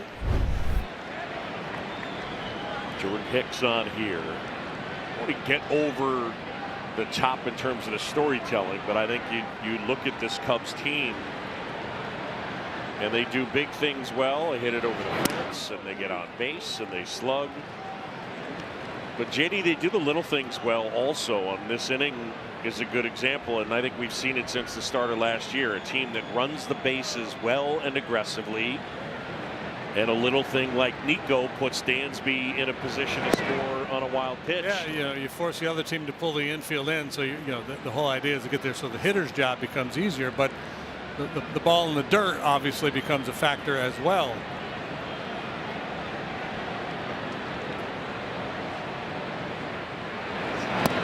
Inside, it almost hit Bregman.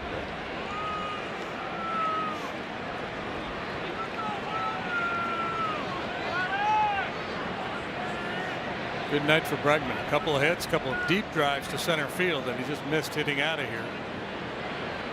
The 2-1. Inside corner for a strike.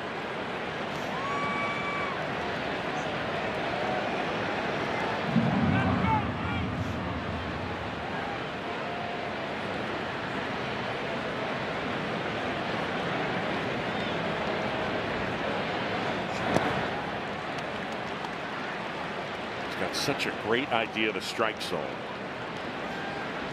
He's been seeing an inordinate amount of breaking balls here in the month of May, and just overall this year, more strikes, fewer fastballs, and a lot of spin. 3-2.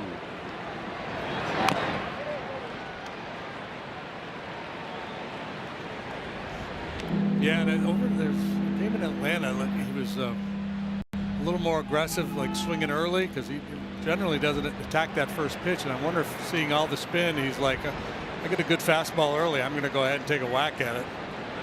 3-2. Hicks went with spin, missed, down low, ball 4, and now 2 are aboard. Walks have always been an issue with Jordan Hicks, former top prospect for the Cardinals. He's had that golden arm, 100-mile-an-hour fastball. Debuted with the Cardinals when he was just 21 years old back in 2018.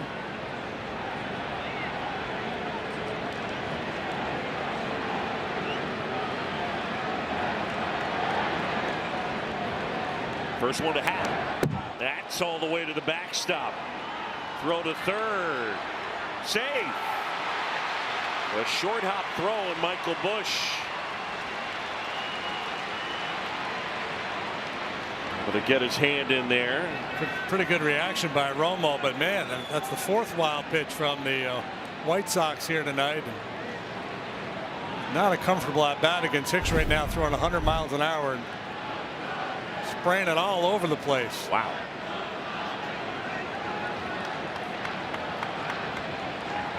Four wild pitches, ties for the most for any team in a game this year.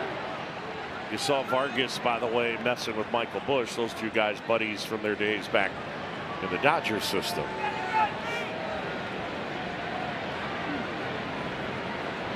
Infield and second and third. And Happ fouled that one off of Romo. And Laz Diaz going for a little jog. He's going to hand deliver the baseball. You get to a certain age, and when you jog, the arm action is faster than the leg action. The legs can't keep up with the arms. Oh. Got Romo. Looked like the right leg. Yeah.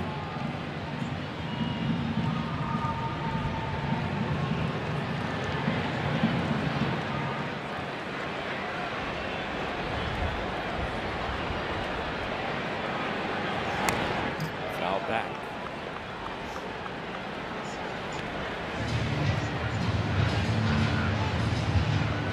That last one at 100 from Hicks. Busch is at third.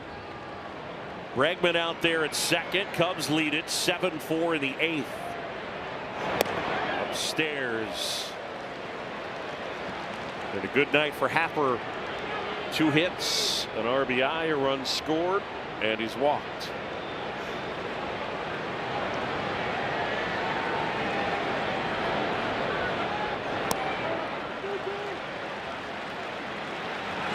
Non-competitive pitch there from Hicks.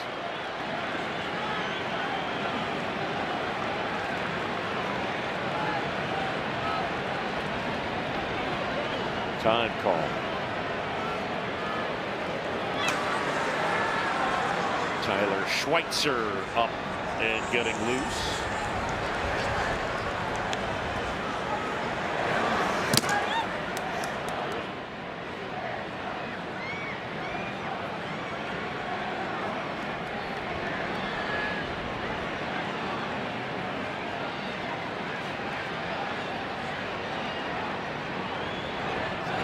Swing and a miss, and Happ is gone. 2 away. I always wonder in a situation like this with a guy like Hicks who has such a hard time throwing strikes, that obviously you would never do it, but if you were to just drop your bat and stand there and dare him to throw a strike, I mean, that would get between the ears. Here's Seiya now. 2 aboard, 2 out. And that's a strike.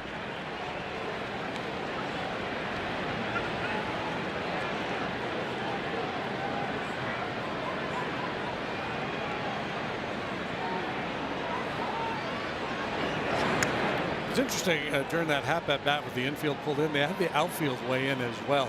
Almost like you would see an end of game situation where, deep fly ball is going to beat us anyways. They backed off now with 2 outs, but I think the philosophy being, well, if we're going to play the infield in to cut off a run, then we might as well bring the outfield in to cut off a run. Look out. Yeah, this is the kind of thing where if I'm a hitter and the manager says, hey, grab a bat, you're pinch hitting, I'm like, yeah, I'm good. I'm good.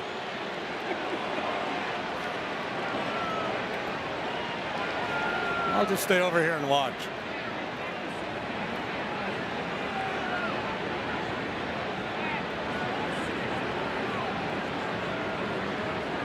The 2-1.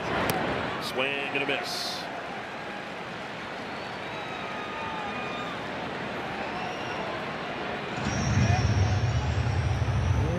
More difficult to cover that outside pitch when the tower's been buzzed. 2-2 from Hicks. 101 with a sinker. Pitcher challenge the ball call. It's just Pitcher challenge. Yeah, pitchers aren't very good at this. No.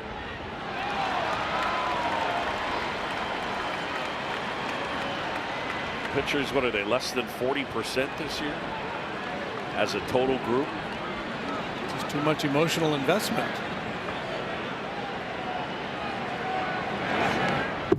Ooh, you're talking about an emergency hack. Got to be ready to hit the fastball. Oh, it's a slider. Oh, it's a strike. There's a lot going on. 9-1-1.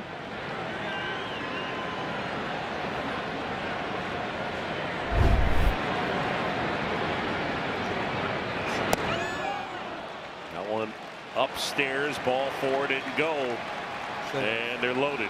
Is thrilled that that plate appearance is over. Third walk of the inning. That's Shaw, who was hit by a pitch, his only trip to the plate, has an opportunity now with the bases loaded. Yeah, Hicks has thrown 30 pitches already. This is conversation maybe just buying a little time. Schweitzer should be good to go. JD, the fireworks, by the way, will begin shortly after the conclusion of tonight's ball game. Okay, enjoy the show. Thanks. You know what that means? We get packed up and get out of here quickly. We beat the traffic. Hey. Or do you want to stick around for the fireworks show? I'd like to see Matt Shaw deliver some fireworks, right here, yeah.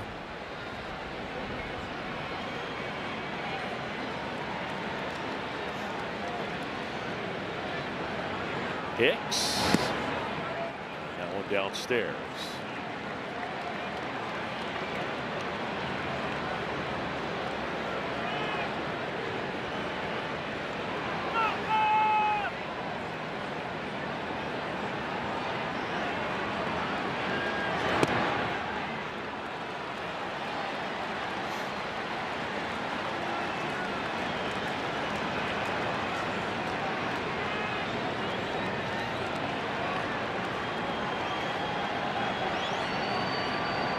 The 2-0.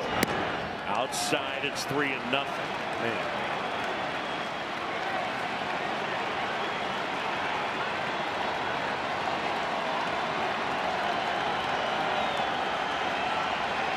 Bases loaded. And there's a strike. I'm usually a big proponent of the 3-0 green light, but in this instance, as wild as he has been, understandable that Shaw would be taking all the way there. Not here, though. Be ready. 3-1.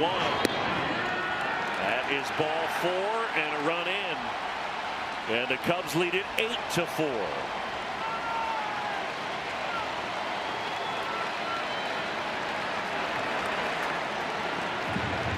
Will Venable out of the dugout.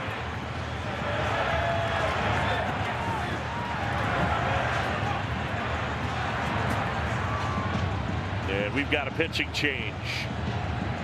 Jordan Hicks out. Tyler Schweitzer coming in.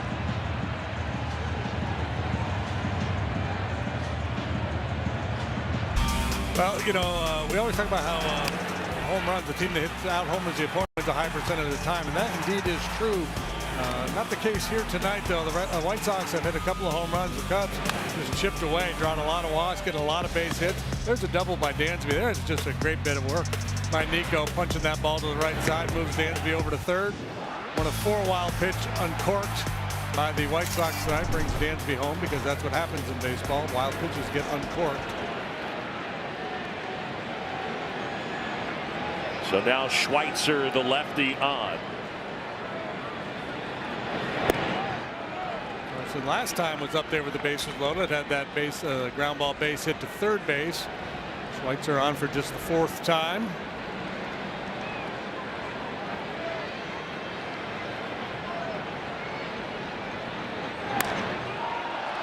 Fly ball slicing out towards right center. It'll touch down and hop over the wall. An automatic double. That'll score 2. Carson Kelly. And it's all Cubs here tonight. 10-4. Good, buddy. Breaker. A backbreaker delivered by Carson Kelly with the bases loaded.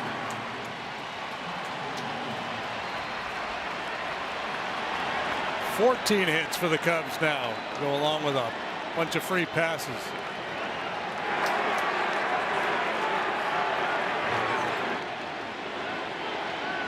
That ball jumped. Yeah, it did. I think the wind helped it. It kind of sliced away from Peters out there in center field.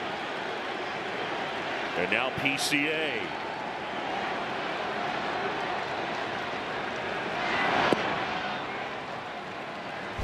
Let's take a look at this drive by Carson Kelly. You see Peters, a pretty good jump on this ball, but it just kept running away from him. I like that type stuff.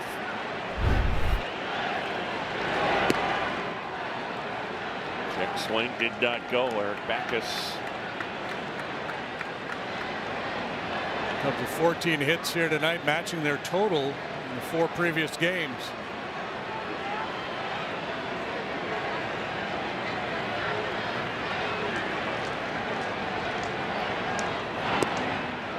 Yeah, look, they're not going to score 10 every night. I'm really coming off the mountain with the tablets with that one. But when the other team looks at the Cubs and you look at the units and what they do well, I think one of the first things everybody says about the Cubs is that's a good lineup. Center field, Peters back, and he makes the catch. The PCA put a charge into that one. Cubs score 4 times. Breaker, 10-4. We got ourselves a convoy.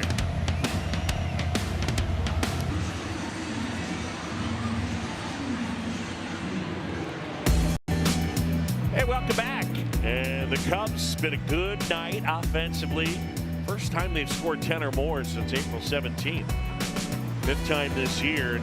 You know, there's an automatic double. You got to be sent back. Watch Laz Diaz telling Matchaw, you stop, stay there, turn around. I have you, young man. Go back.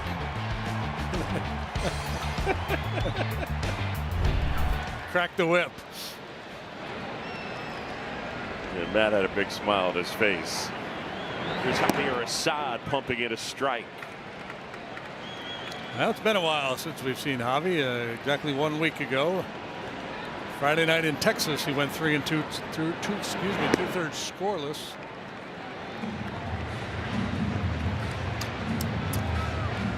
Toy boat.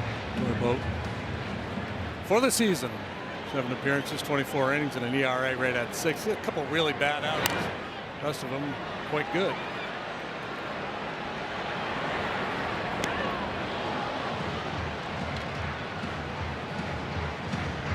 Philly's got him. They jumped him for 9 runs over in Philly back on April 13th, and then he gave up 6 to the Dodgers in 2 1/3. He's had a couple of his worst starts at Citizens Bank Park. Yeah. I think he should just kind of put a clause in his non-Philly clause in his contract.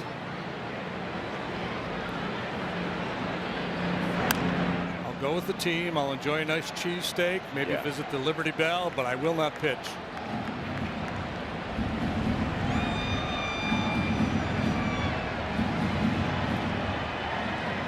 I mean, those 2 outings represent 15 of the 16 runs he's allowed this year.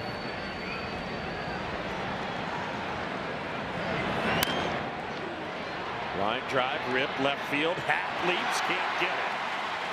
Off the wall. Vargas is into second. And it's a leadoff double.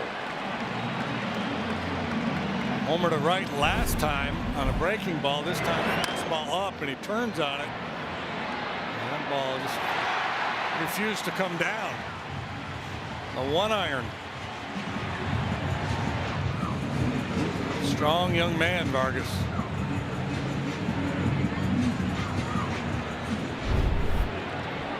Wasn't that long ago this was a 4-4 ball game. Colson Montgomery now 2 for 3 with a homer.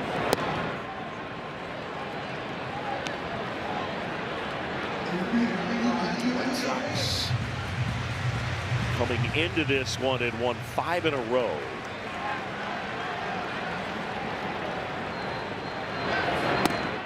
There's a strike. It'll be Tyone and Davis Martin tomorrow. I'm anxious to get a look at Davis Martin. He's pitched really well for them. Got an ERA of 1.62, I believe. That's correct. Jamo's been going along nicely here. His last 3 starts been really good.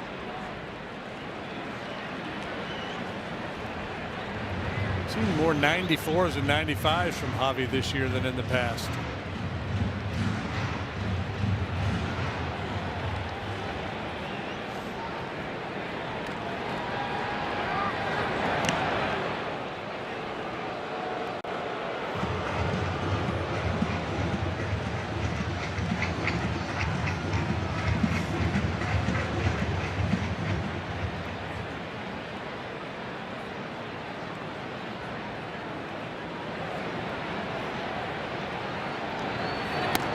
Hey, you want to start a Twitter war?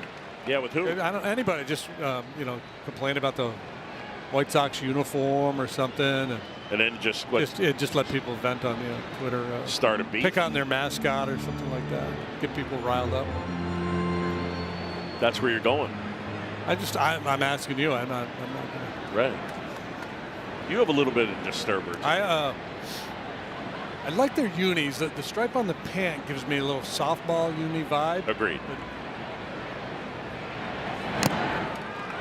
But having played a decent amount of softball in my life, I'm okay with it. The guy to ask would be Len Casper. He has a couple booths down the way. Strong uniform opinions. There's Lang. Is Len J.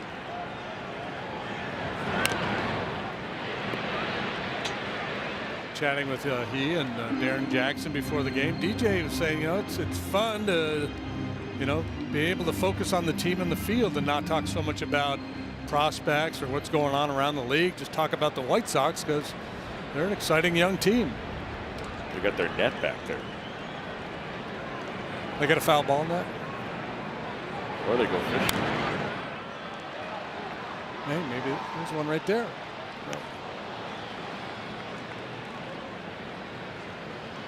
I'm going to venture to say that Len Casper has never fished in his life.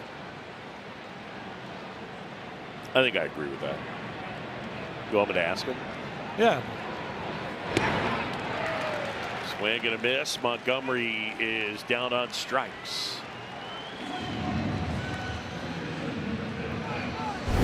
An off-speed pitch here from Javi. Looks like he's throwing that kick change.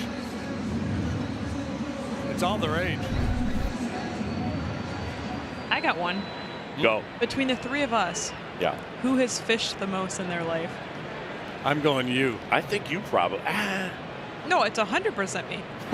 No, hey, wait a second. That's a good pitch. I'm going to challenge that one. Catcher challenge the ball call. If Carson Kelly says it was a strike, then it's a strike. Oh, no. No. Come on. Carson almost never misses.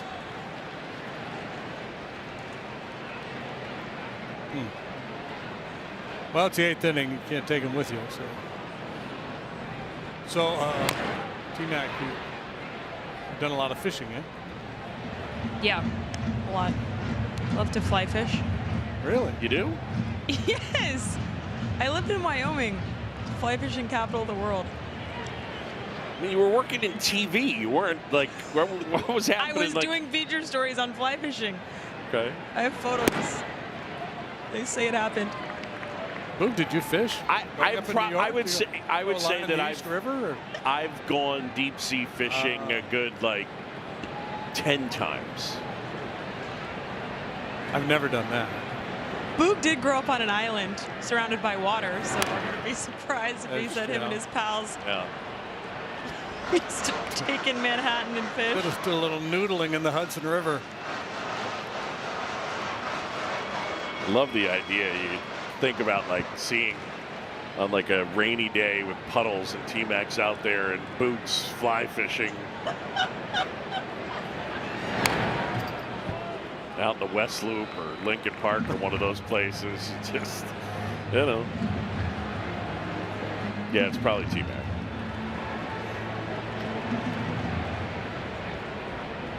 Hydroth is a very aggressive gum chewer.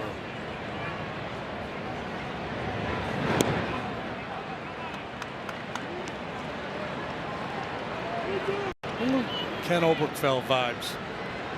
A little bit.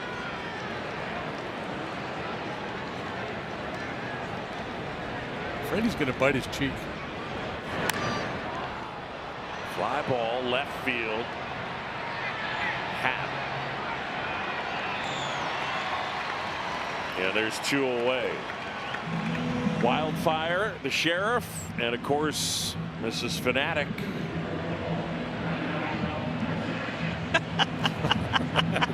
That's pretty amazing.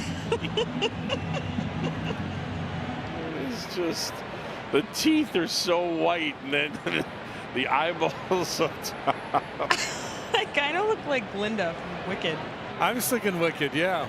Yeah. Oh, no. I heard Hang on. Are you okay?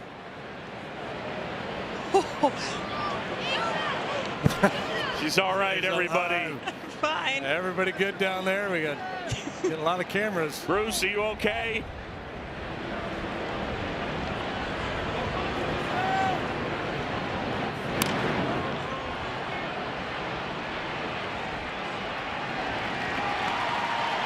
PCA pulls it down, and the White Sox do not score. I mean, on this little guy. I have nothing to add to that. That's real. That's real.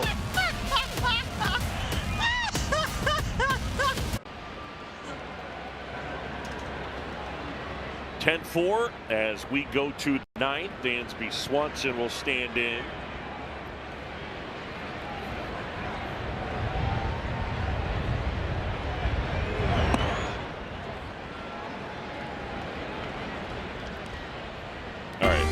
I mean, this is real. The hashtags. Hashtag fly fishing is rad. Hashtag chicks who fly fish. Folks, follow me on Instagram for more electric hashtags. Chicks who fly fish.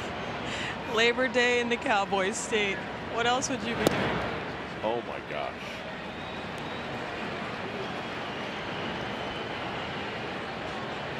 And you have you've heard word from Len that he did do a Len Casper, his dad used to take him all the time. Yeah, okay. So there you go. So Len, I didn't mean to besmirch your fishing reputation.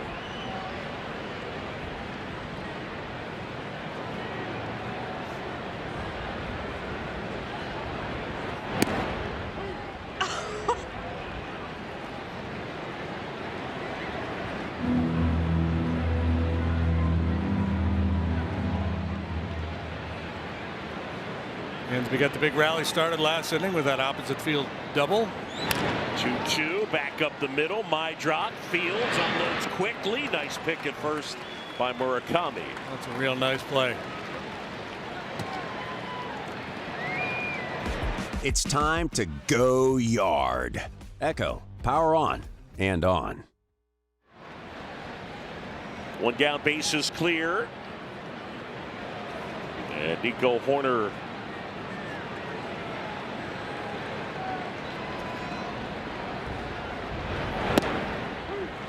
you look at Nico tonight, he's 1 for 5 with a run scored.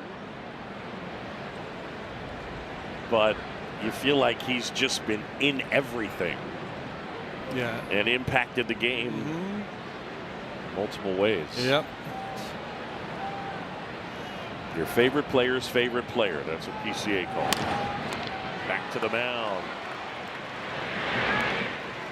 Even when he's scuffling at the plate, he can help you win so many ways. Base running. And how about the defense? In the 7th inning, he pulled this off.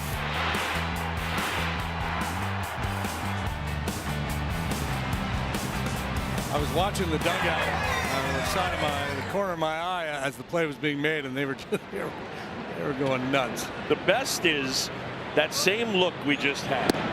So Amaya is really fired up and starts to smack his hand. But watch beyond them. Watch Nicky Lopez just in the back. Watch him reach up and jump and hit the top of the dugout. He's so excited. There he goes. He's by himself.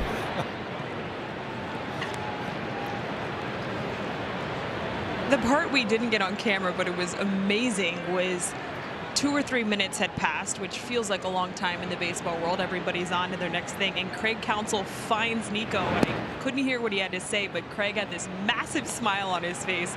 And again, we have documented Craig doesn't smile a lot, so to get that after that play was pretty cool.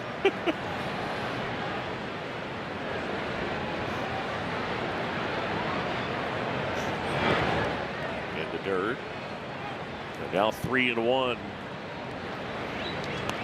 On a night that was tense for a good long while. Now the manager can kick back, take his hat off, cross his legs. Yeah.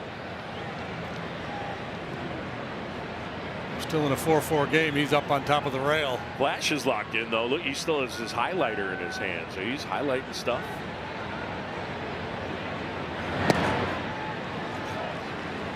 Bush will take his base. That's such a good shot of those two there. It's like two guys hanging out watching a ball game. Hey, you want to play mound ball? Sure. Can I get you a hot dog?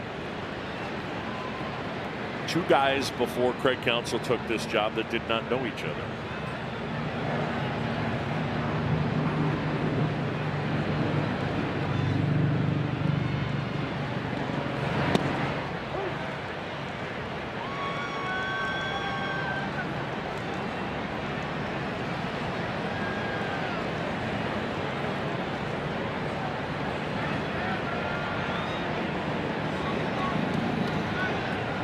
The 0-1.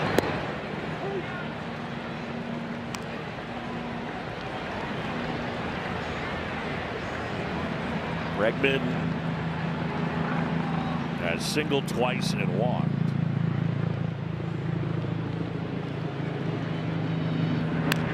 That is lined and caught at third. And the inning comes to a close. We'll go to the bottom of the 9th. 10-4 Cubs lead. Hashtag chicks who fly fish.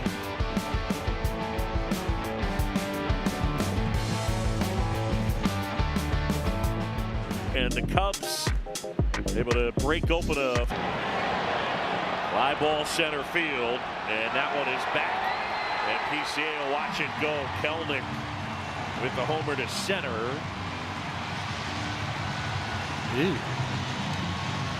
That ball was crushed. 446. Kelnick, the guy that hit the home run at Wrigley a couple of years back for the Mariners. Julian Merriweather. Went like 900 feet. That was April 12th, 2023, and that was the day you threw the baseball card onto the field. That's right. So, tumbling off speed pitch. Man. Yeah.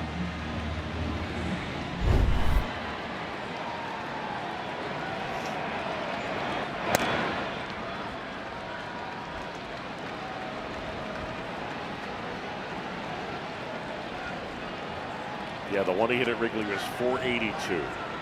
And it was wind aided, but it was still majestic. Oh.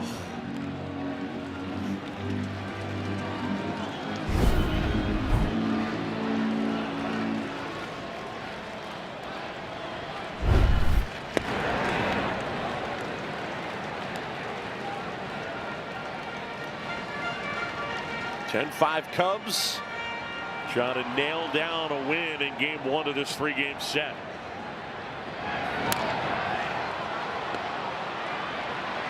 Playable for PCA. And one down.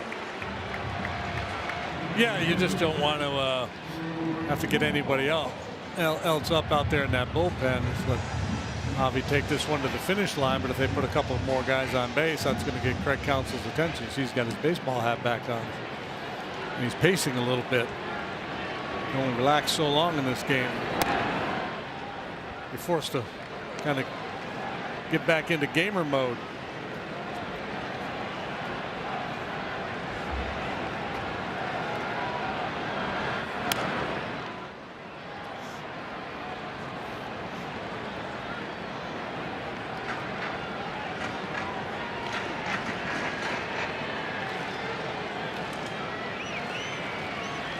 Here comes a 1-1. And a base hit into right field.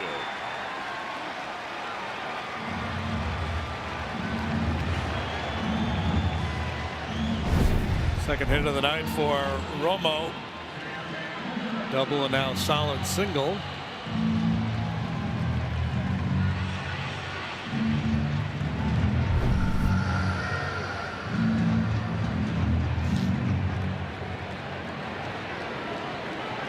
One out, man aboard, and Tanachi here.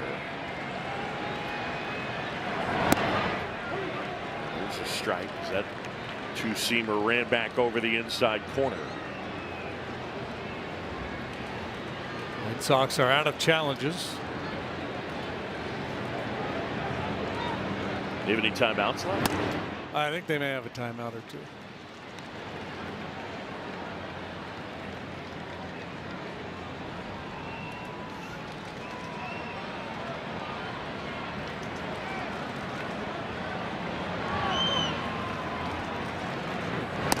Tyone and Martin tomorrow. Start time is 6:10.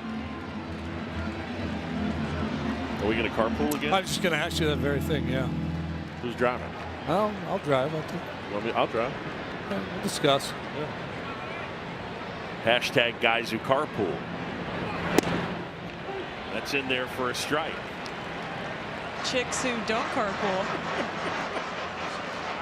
Down the Dan Ryan. Chicks love the Dan Ryan. Fly fishing on the Dan Ryan. 2-2. Down back. Coming up after the game, it is Cubs post-game live. Cole Wright, Cliff Floyd. Hashtag guys are post-game. Plus fireworks here at Wright Field.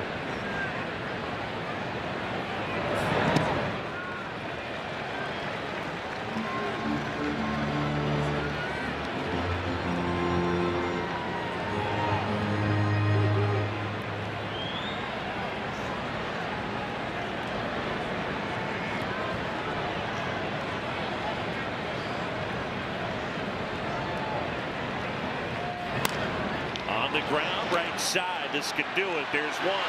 There's two. Ball game. Cubs win.